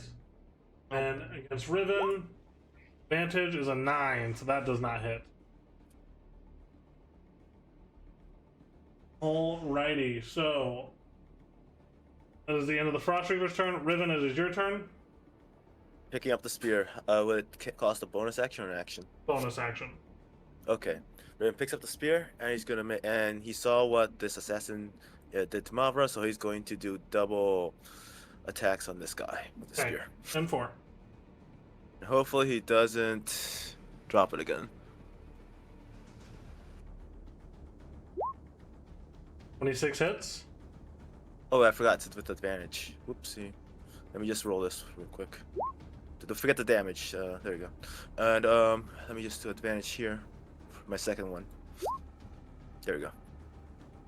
Alrighty, so yeah, both of those are gonna hit. So we got 8, 9, 10, 11, and then 12, 13. So 24 points of damage total. As you jab into the creature twice, leaving gaping wounds that are starting to freeze over the blood that would be dripping out. You doing anything else? Nope. He's gonna be like, yeah, that hurt, you fucking bastard. And that's the end of his turn. Alright, Uzmir, your turn. Okay.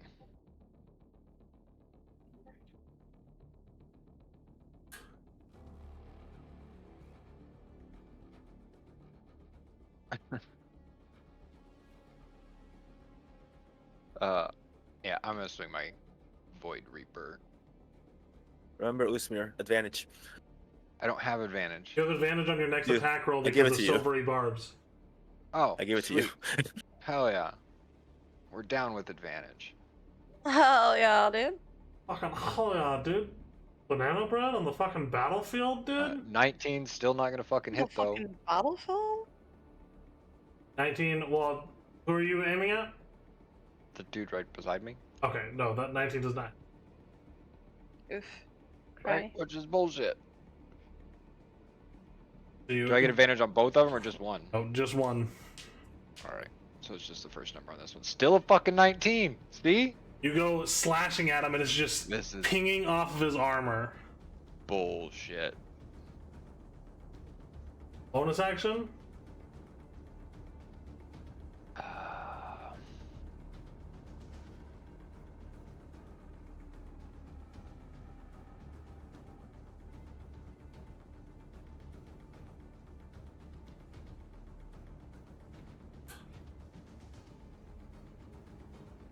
No, I don't got anything that I can use. Okay. Moving at all? No. Alright. Do they both look like really hurt?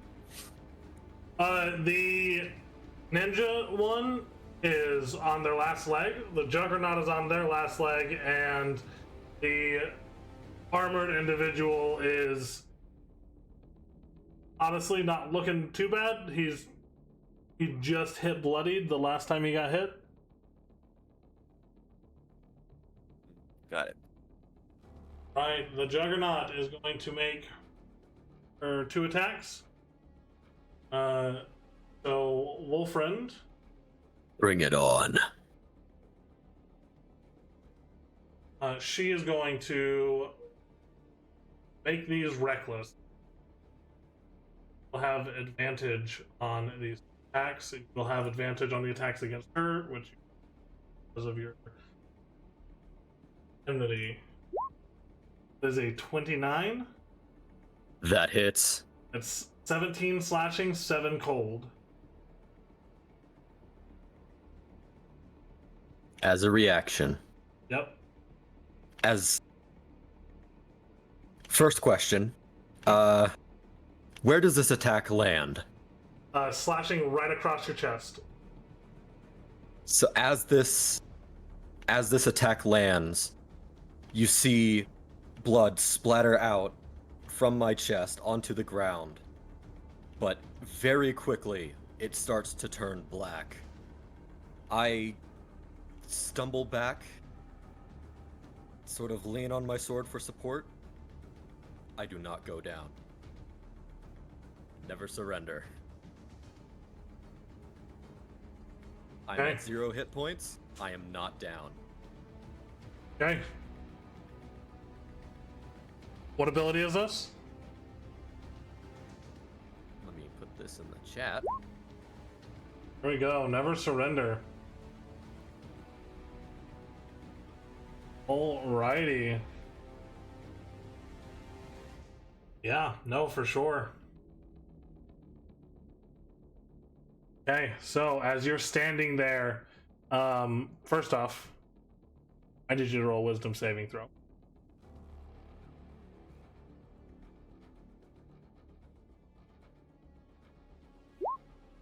$17. Okay. Remain in control of your faculties. Second attack. Advantage. It is a 27. No matter what I do, that hits. Yep, so that is 15 plus 7 cold damage. I believe, functionally speaking, I'm still up and actionable, but I think I'm still in a state where I am downed, so that would be a failed death save, wouldn't it? No, Let's because it see. says massive damage required to kill the target outright must equal or exceed twice the target's hit point maximum instead. Right. But this isn't killing me, this is just failing a death save. But wouldn't the spell actually say that it would cause a death save? Oh, let's see. I will leave this to the DM's It discretion. says you don't have to take a first save until your next turn. Right, but he's not making a death saving Right. throw. The point of this is he's still technically under the rules of death saving throws. He's just not making his first one till the next turn. So an unconscious creature, when they are hit with an attack, is technically, first of all, an auto crit. So I'm not going to make that call just yet. Well, that's for a creature being prone, is it not? No, Or- it's for a creature being unconscious. But I am not unconscious. Yeah, you're not unconscious, so it won't be a crit. So that's why I said I'm not calling it a crit. But Right. I think you still lose a death saving throw. Alright, You have one failed death saving throw. that has been marked. Alrighty.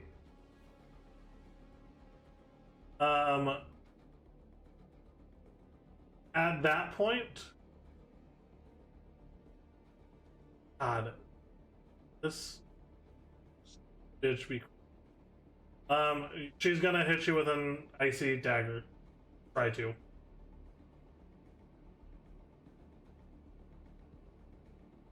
Okay. There's a 19. My AC with haste is 21. Okay, so she misses you with the dagger. It pings off your armor. You do. Okay, so this is the end of her turn. Wolfriend, it is your turn. Do I make death saves at the beginning or the end of my turn? Does the end. Yeah, end of your.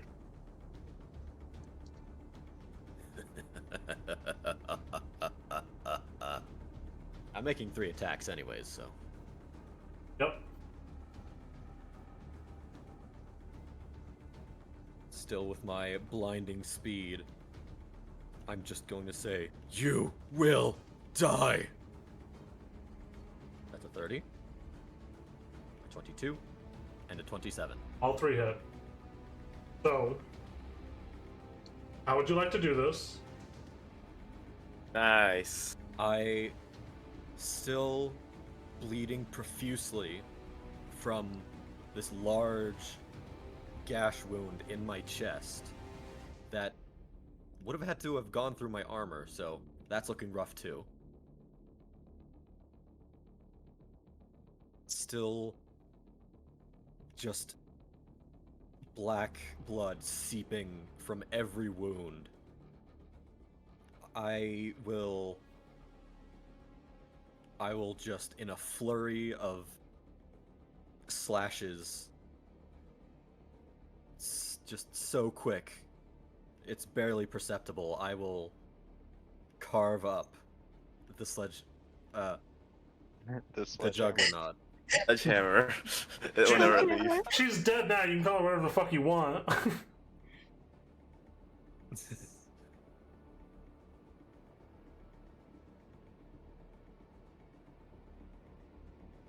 Yeah, no. Blinding speed, carving her up.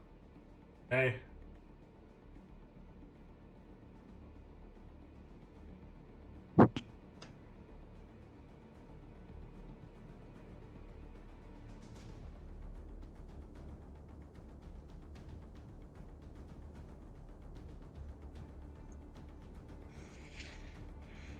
Time to see if her flunkies flee or stay.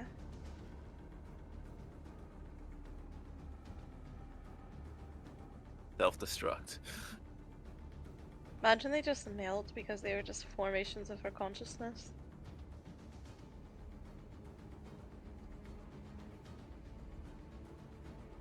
To a form of her consciousness will never be me. I'm so glad I got to use that spell. I'm so glad. I've been waiting so long. It's a very good spell. It is very good. Have living dead. This is great. I'm so happy. I'm going to die. How Friend is like, about you don't? Okay, so I as you mean- slash into her, her body falls limp onto the ground, still gripping onto the cleaver. And she just, in her last breath, says, "Don't worry. I'm taking you with me." As you see this glowing from underneath her clothing on her chest, this rune-like visage that begins to glow a bright blue. As when this creature dies, Oh no. Oh, fuck. all creatures within a 30-foot radius must make a dexterity saving throw, taking 6d10 cold damage on a failure and half as much on a success. I need you to make a dexterity saving throw. Well, And 10's Go with dead. advantage. 10 will as well with disadvantage.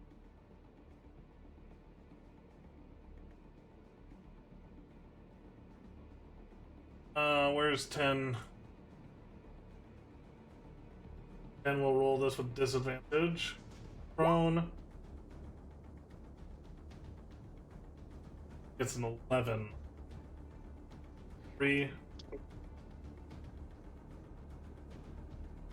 You both fail. You both are going to take 60-10 cold damage. So that's 42 points of cold damage. Well, God regardless, that just damn. translates to another failed Failed death death save saving for me. throw. A 10, that goes double her maximum hit points. She is just straight out dead. no. And then, Wolfriend, I need you to make a death saving throw at disadvantage. Oh, shit. Indeed, I do. Fuck. That's That's part of the spell. Y'all, You make your first death save at disadvantage. dying. I'm pissed. Ugh. Oh. We see it. He's also the only one that can resurrect people. 19 and No, 19. no, not you. I can resurrect. Wait, fuck it, I'm He's way. good though. Hey, Oh my god. I'm conscious. I get my charisma bonus to death saving throws. Cause that's a saving throw, right? I mean, Yeah. even if it's not, that's 2 successes. Wait a minute. Does my paladin what's it? Aura of protection, does that apply to other people's death saving throws? I mean, it's a saving throw. Right. But I don't know if you want to consider it a special case. Yes, it does affect your death saving throws. And would feasibly affect other people in your aura's death saving throws as well. So that is 2 failures, 1 success. 2 failures, 1 success, Let's see. and that is my turn.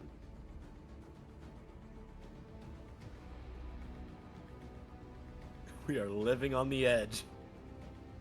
Literally. From us pro shit, Rin would have been dead. So Huh? wasn't for your Okay. potion, Rin would have been dead. I was saving that bitch for a very special time. Alrighty then, Mavra, it is your turn.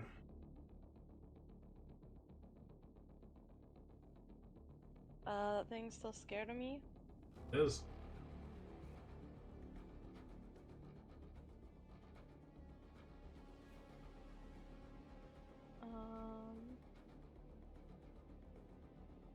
So I need to roll the electric damage.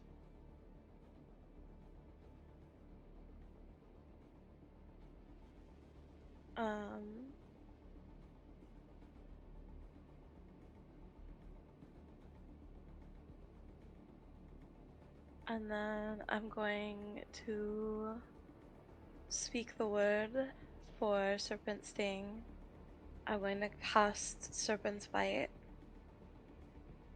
with my word Ihoer. And I'm going to shoot this thingy in the face. Okay. Do you have crossbow expert? I don't need crossbow expert. So you're in melee, so that means if you don't have crossbow expert, your ranged attacks are at disadvantage.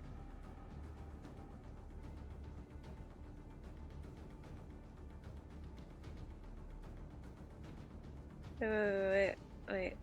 Hold on. You mean, sharpshooter? No, sharpshooter ignores 3/4 cover and gives you bonuses. Crossbow expert makes it to where you don't have disadvantage on ranged attacks within 5 feet of a creature. I could have swore I had that feat from Opera. And you do have sharpshooter.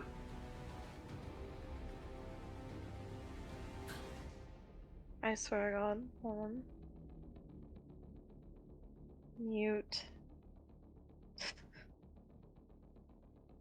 Like feet. Just gonna cry.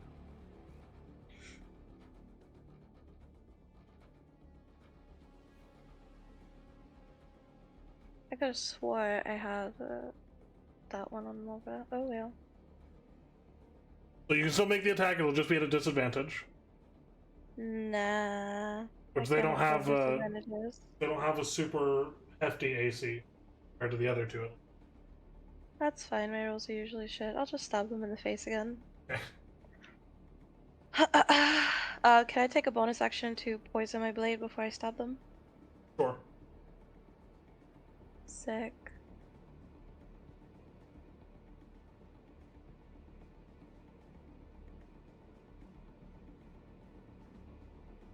Does a 23 hit?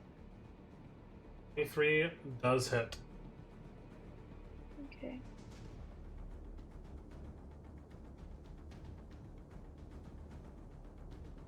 And then I don't know what to roll for poison. It doesn't matter. As you stab them in the face, they die. Dope. Blood splatters out of the wound across your face as it seeps down and then starts being absorbed into Whisper.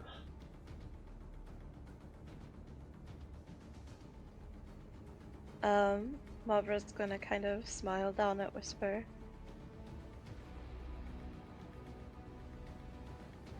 Okay. You moving at all? Yes.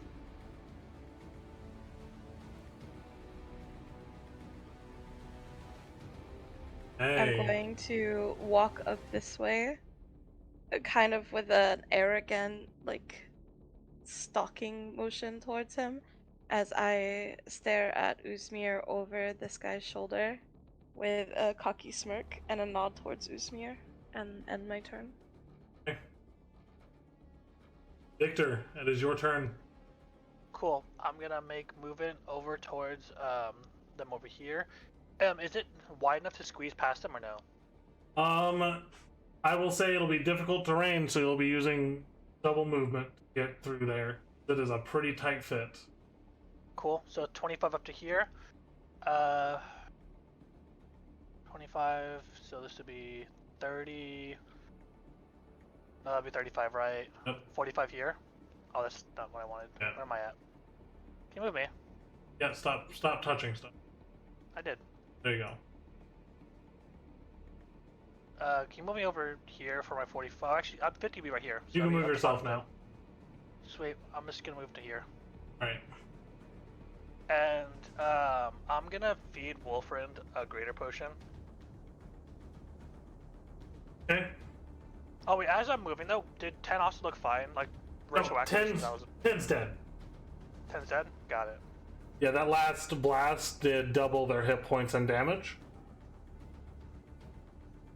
Yeah, I'm feeding him a greater potion for one of my basic, or one of my bonus actions. Oh, feeding a potion is an action. Oh, this action? Ah, motherfucker, fuck. Drinking a potion yourself is a bonus action. Feeding someone else is an action. Question, was that a movement? Was that bonus action for moving the fairy? I think it was bonus, right? What's up? the healing spirit. I'm trying to remember if that's bonus to move it. I believe so. Let's see. Yeah, bonus action. So I'm gonna move the fairy over towards on top of Wolfriend. Okay. Move over there. And he'll be fine. He'll live. And does it heal him since he's entering its thing for the first time that turn? Let's see.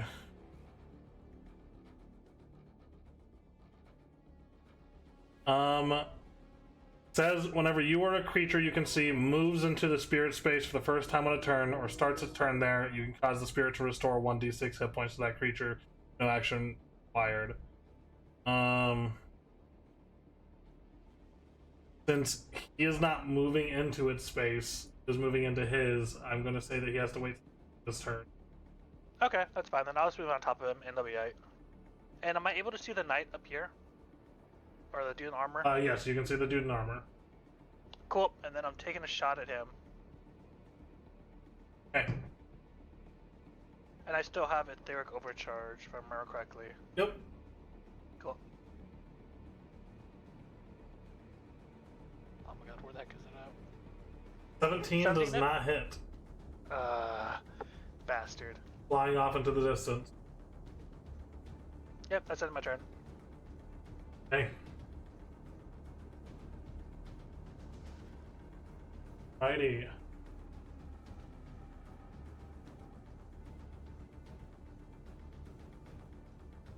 Is the Frost Reaver's turn? At this point, the duration on the ice wall is up. Go away.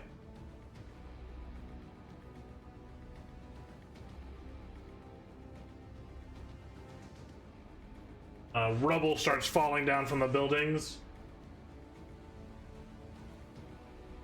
The knight is going to...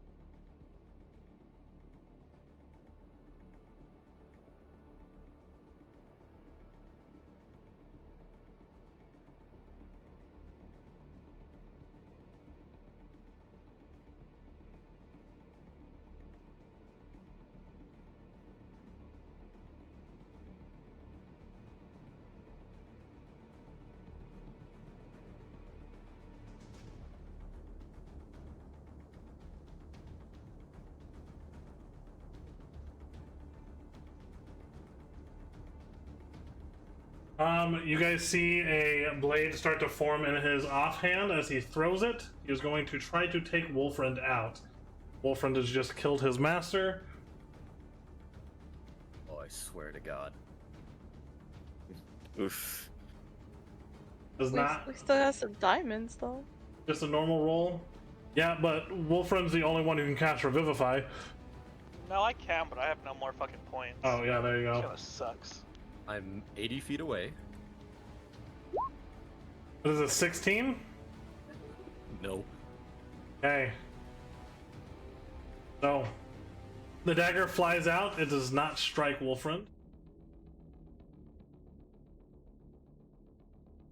At that point, second attack, which will be against the cockiest person on this building, which is Mavra.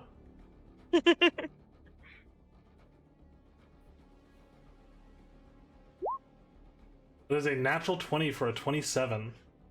Oof, evasion. So, Riven sees that and he is going to do a Wisdom Obtundance and cast Silvery Barbs on that. Using a level 1 spell slot. Riven, it has not come back to your turn. You do not have a reaction. Oh, it does. I do. Because it's the start of next turn. And he's the first one in the turn order.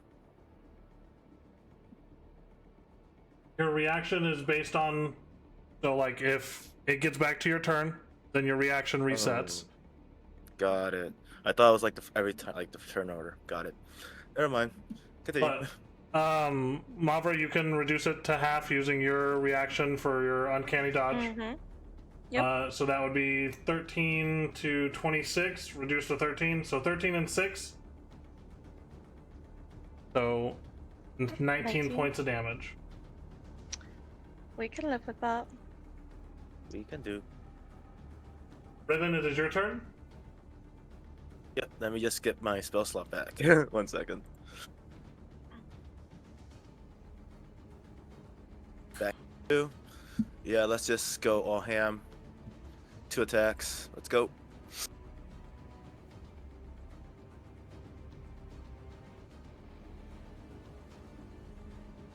That misses. Not hit. Fuck That one them hits. up! 24 hits, so that's 14 and 2, so that's 16 points of damage. And then he's gonna try and attempt to do like a backhand with the butt Okay. towards his helmet. 20 hits, just barely. That's another 9 bludgeoning. Looking pretty fucked up. Got anything else, Riven? No, Riven's good. Uzmir, you gonna clean up shop? Uzmir doesn't give a fuck at this Hopefully. point, and I'm throwing 6d fucking 8 of fire at his ass. Okay. You need to make a saving throw? Yeah. Dexterity save? Yep. That's a 6. He takes 27 points.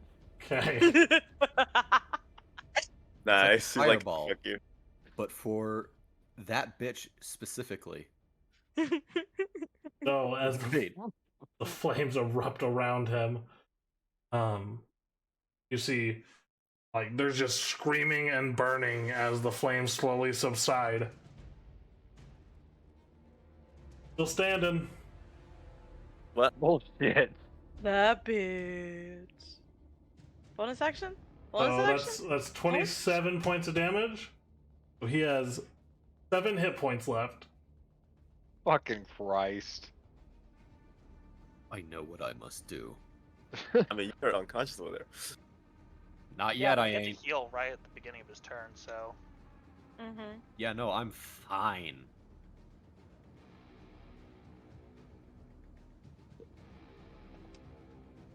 Come on! Kill him! Let's Doing go! anything else, Uzmir? I honestly don't think I have anything else that I can do. Okay. Full friend, I heal. 5 hit points. Okay. You see, my blood is no longer black. I am still bleeding. Very much so. Yep, profusely, I would say. That's a lot of blood. So I'm going to. What's the distance? He's throwing stuff at me. I'm gonna throw stuff at him. Eldritch Blast. Okay.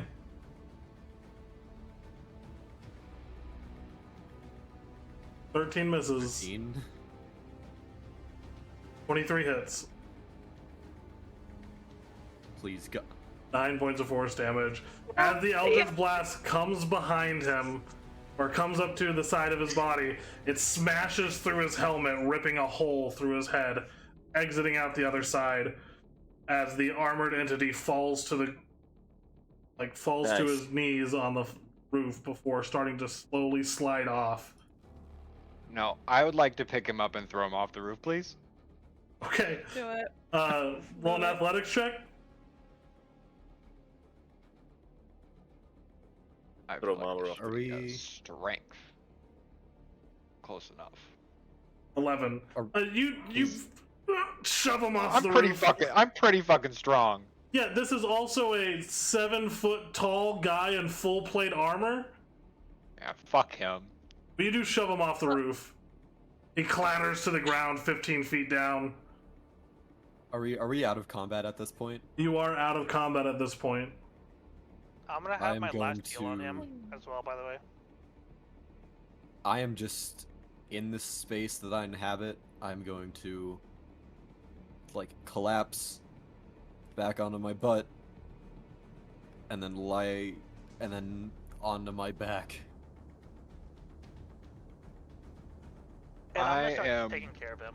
I am Uh, double blinking over and grabbing her fucking great axe and just looking at Wolfriend like, I'll take this. Okay, so what is your strength score? An 18. 18. You do not meet the requirements to wield this axe. I'm still fucking taking it. Yeah, it is heavy as you drag it on the ground. This axe specifically requires at least 22 strength to wield. We'll get there one day. This is known as the... Where's her character sheet? This is known as the Frost Lord's Cleaver. A massive great axe with a 10-foot reach.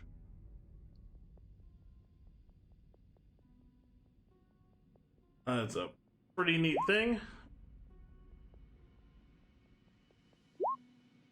So you can go ahead and put Frost Lord's Cleaver on your inventory. Are you absorbing this into yourself, or what are you doing? Yup. Okay. 'Cause I can't. I'm not carrying that bitch.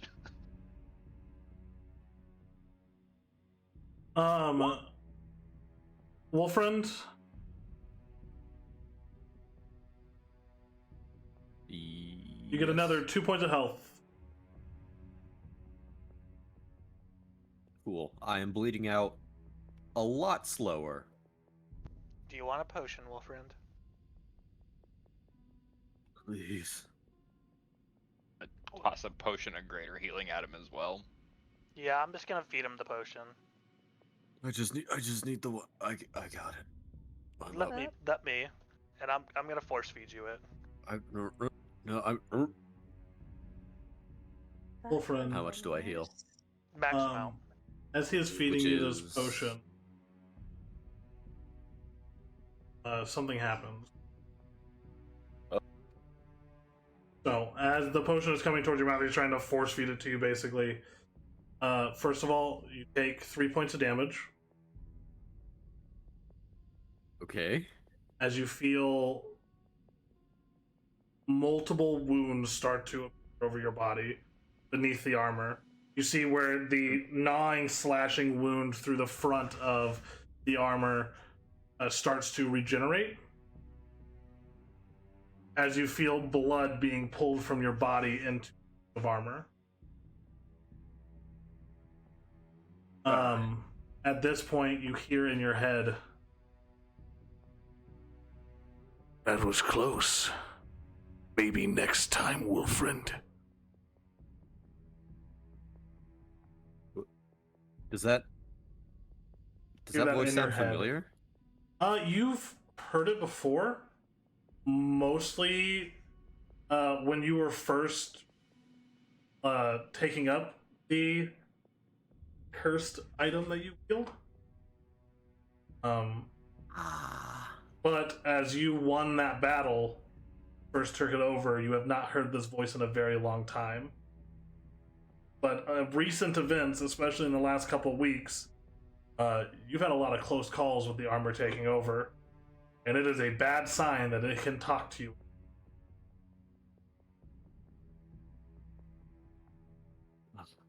And then you get the healing from Victor's potion. How much? How much is a greater for your potion heal again? Sorry, which potion? What kind? Greater, I think that's what Uzmir tossed me. 44 plus 4. 4d4 plus 4. 20? If I Yeah. heal max? Yeah, if you heal max, that'd be 4. That'd be 20.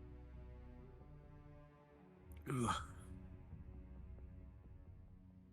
Right. Um, I think I that can looks- stand. that's good. Alright, I need to go to bed. Yeah. So, as you guys stand in the aftermath, we will pick this up next time. Hope you guys had fun. Buddy. All. next time. See you next time on Dungeons and Dragons. Bye, everybody. Why is my mic being weird? Bye, everybody.